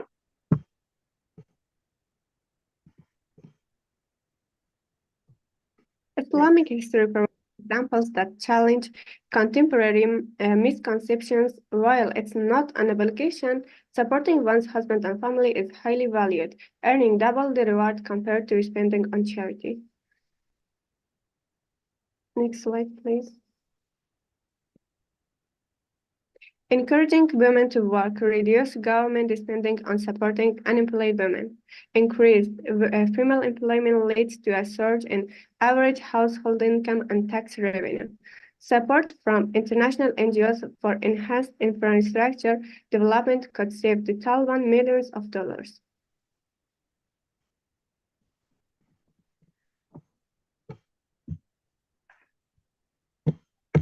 Let's go to the next slide. We are dedicated to translating our research into action through She Rise Afghanistan. We believe that by empowering Afghan women, we can contribute to a more prosperous and equitable future for all. We invite you to join us on this transformative journey by supporting She Rise Afghanistan. And next slide, the contact information for She Rise Afghanistan team is there. Please visit our website for more information and email us for inquiries and support. Thank you so much.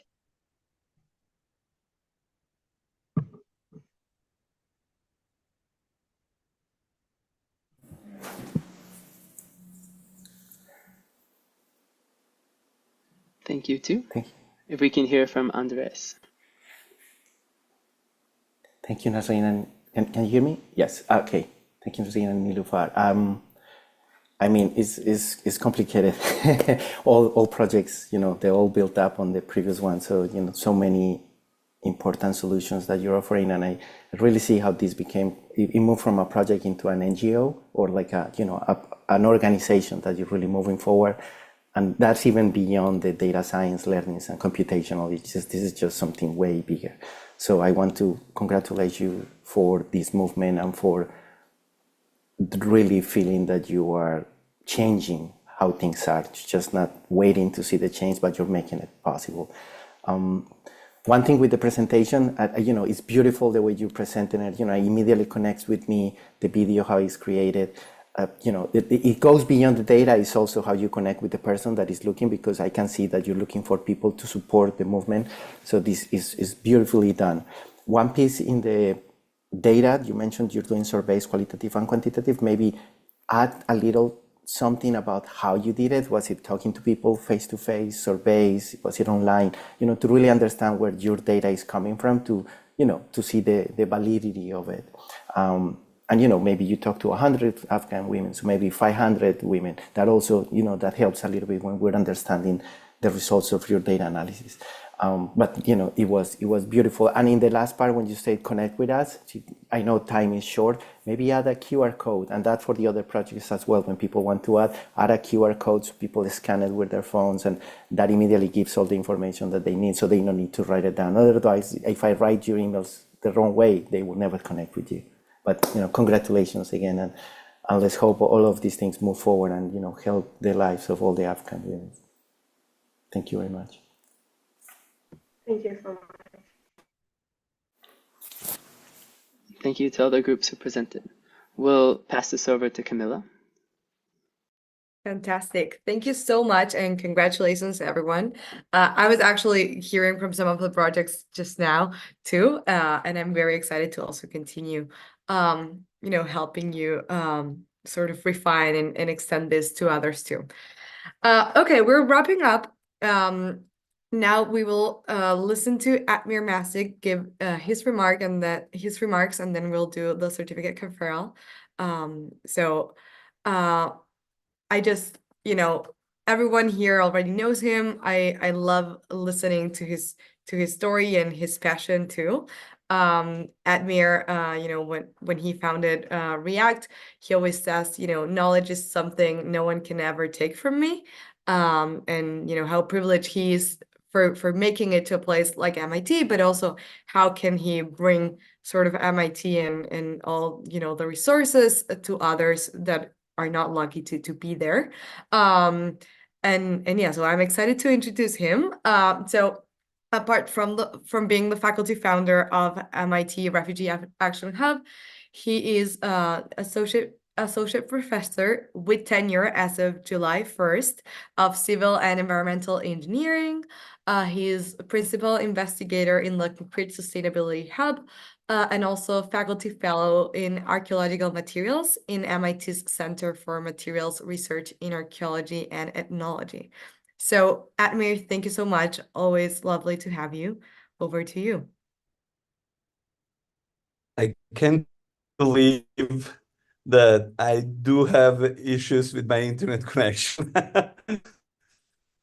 But this is the world we live in, and I will need to find a way to cope with it. And we will, within emerging talent, I think we will need some new initiatives that increase the accessibility for everyone, including people living in Sicily, because currently I'm connecting from Sicily, where I'm on yet another summer school. I hope everyone can hear me. I'll be brief. I don't think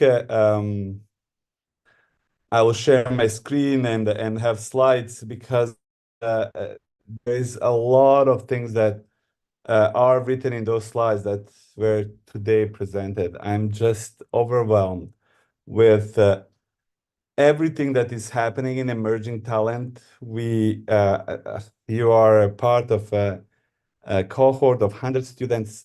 Retention rate, I think we maintain strong around 90%, 80, 90%, which is really one of the biggest achievements of this program.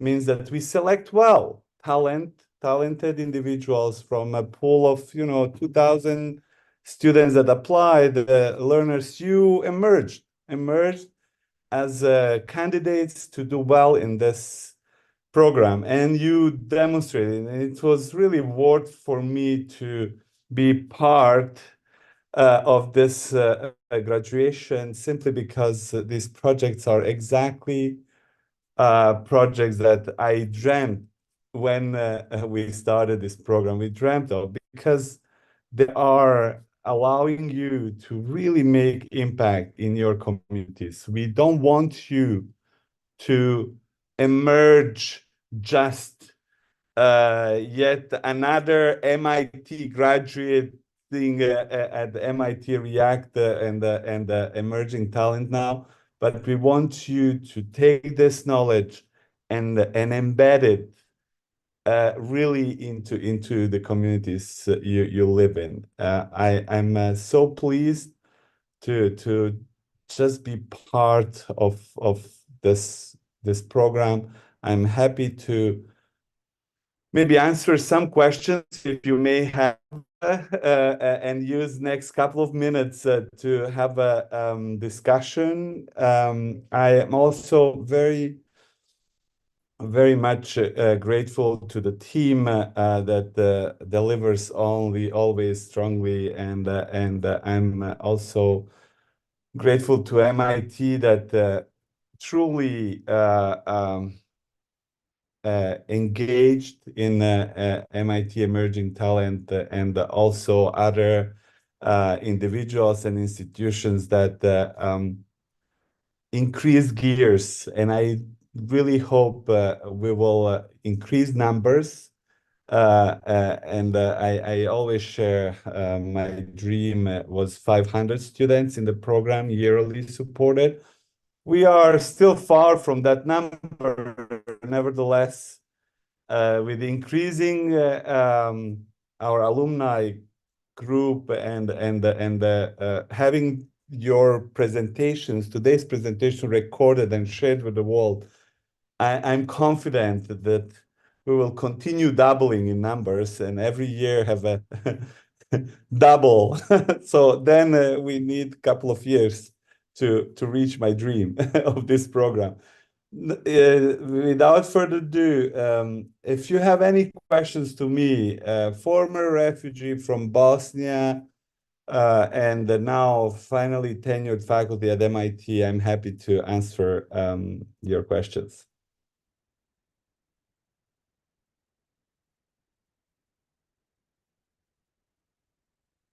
Don't be afraid. It's like Yeah, thank you. very, Don't be afraid. I know I have been telling everyone to be. I will allow questions. Thank you, Camila, but I know we are super late. No, but it's totally fine. So absolutely feel free to raise your hand, unmute yourself.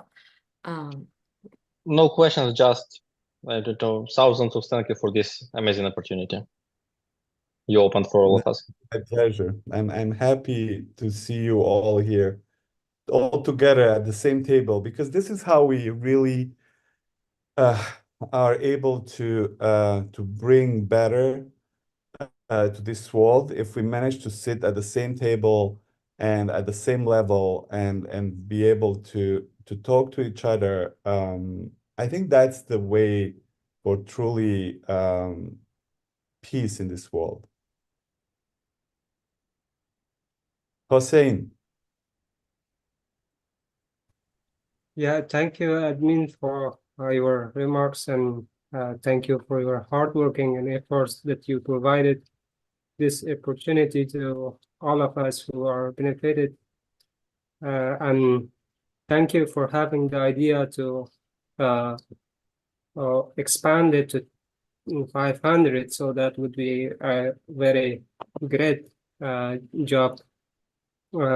Coming from a backward country like Afghanistan, I used to pay lots of cost to get education. So not in terms of money, but in terms of the time and the effort and the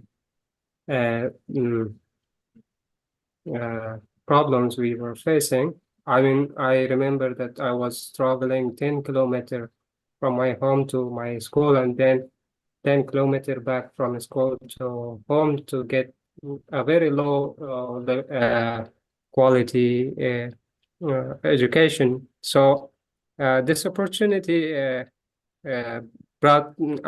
opened my eye to a very high level education that I learned to see how it's easy and interesting to learn easily what I was thinking was very difficult and challenging. So I just wanted to thank you and all the team who was part of this great work and this excellent program. Thank you. Hussein, you just hit the spot in a sense of why we started this program. I asked myself, and actually, there is a little story behind. I talked at that time with, I had a coffee with Sanjay Sarma, and I told him, oh, it's such a changing world, and what you are doing at Open Learning is just an amazing thing. Sanjay Sarma is former vice president for Open Learning. And while we were drinking our Italian espresso, because I have Italian heart, he said, Admir, that's great. But no, actually, I said first thing, I said, listen, if I had all these amazing new tools that are emerging as a refugee, when I was refugee, I mean, I would not be at MIT. I would be on Mars now. You know, I made like a very stupid comment in a sense that there are so many tools. And he's like, what do you mean? I said, I mean, I had the difficulties to access anything. I couldn't go to school. I was prevented from going to school. I had to really go through millions of obstacles to really get here. And if I had Open Learning at my disposal, and he's like, can you like put these things on paper and formulate what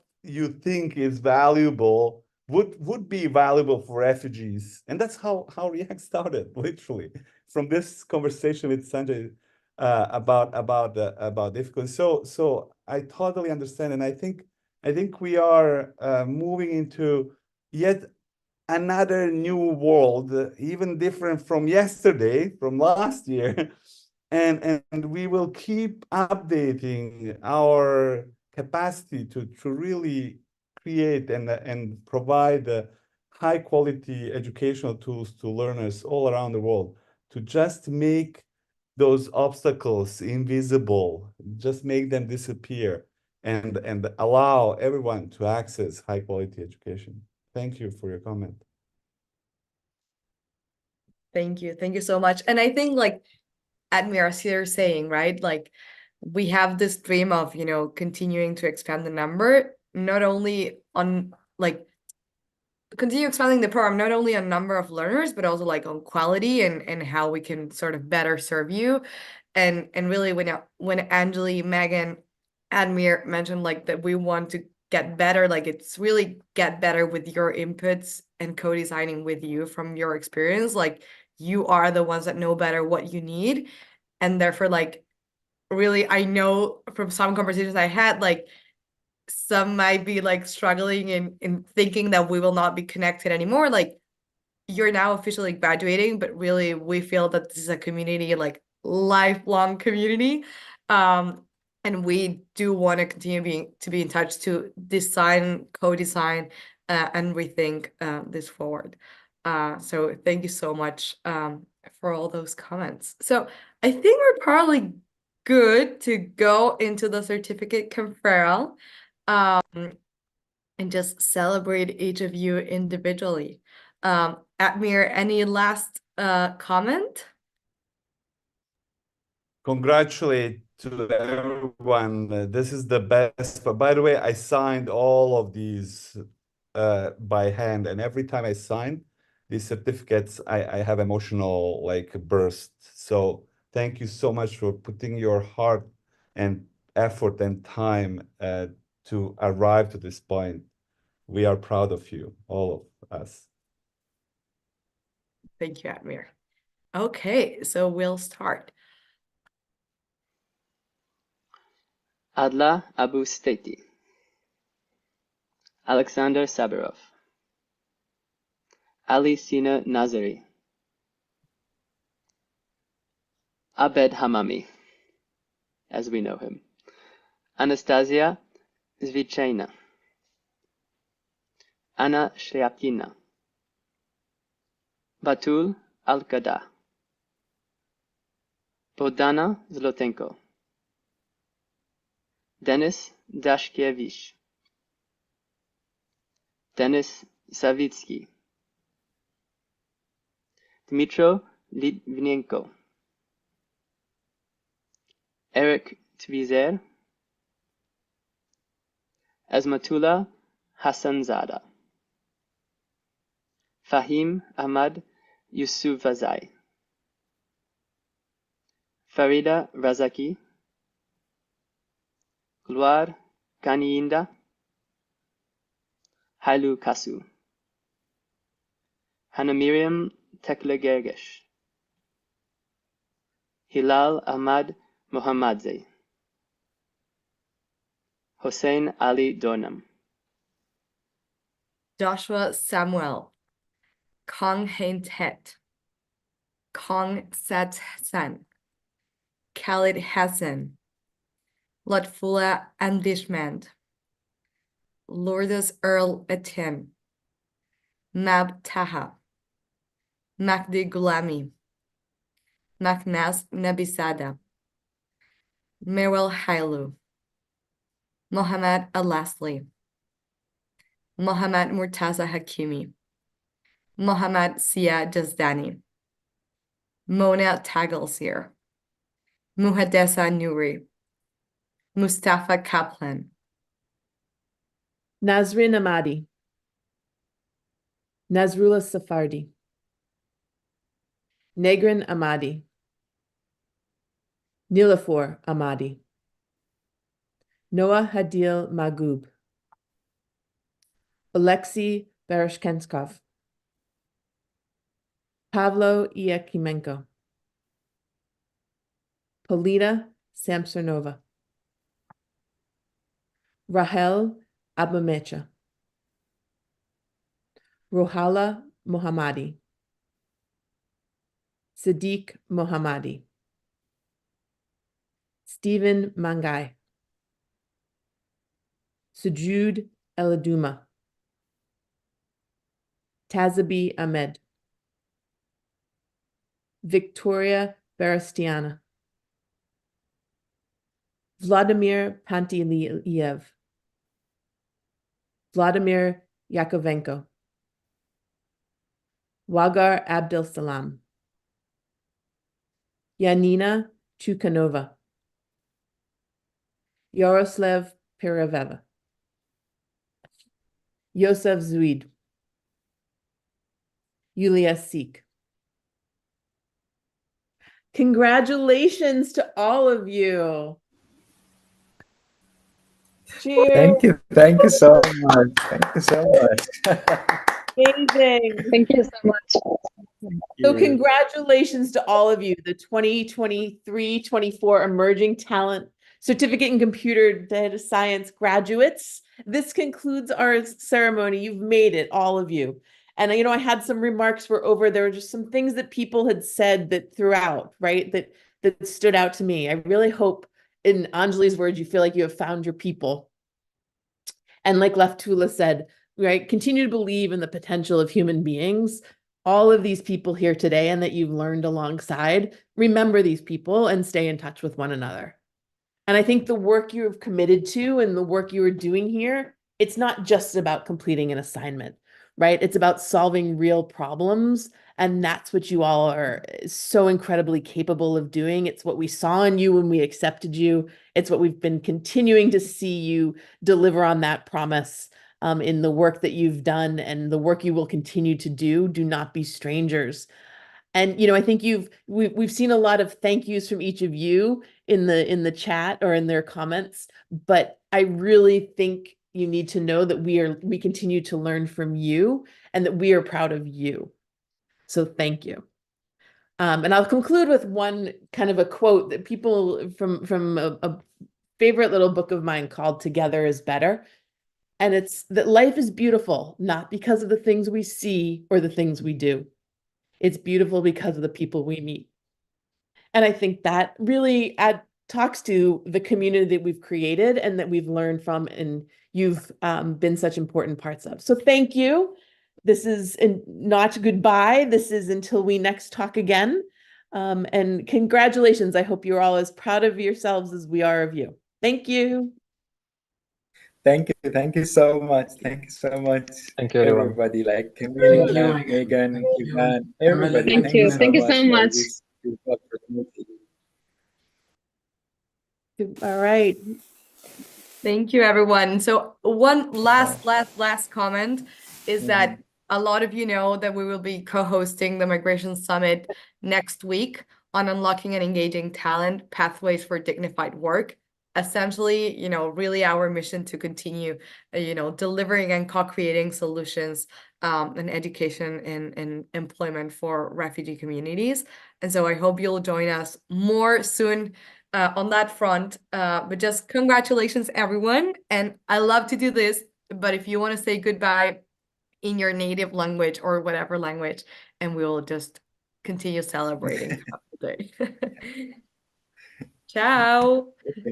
Bye-bye. До побачення. До побачення. Честь мене. Та-та. Дуже круто. Thank you. Thank you. Bye.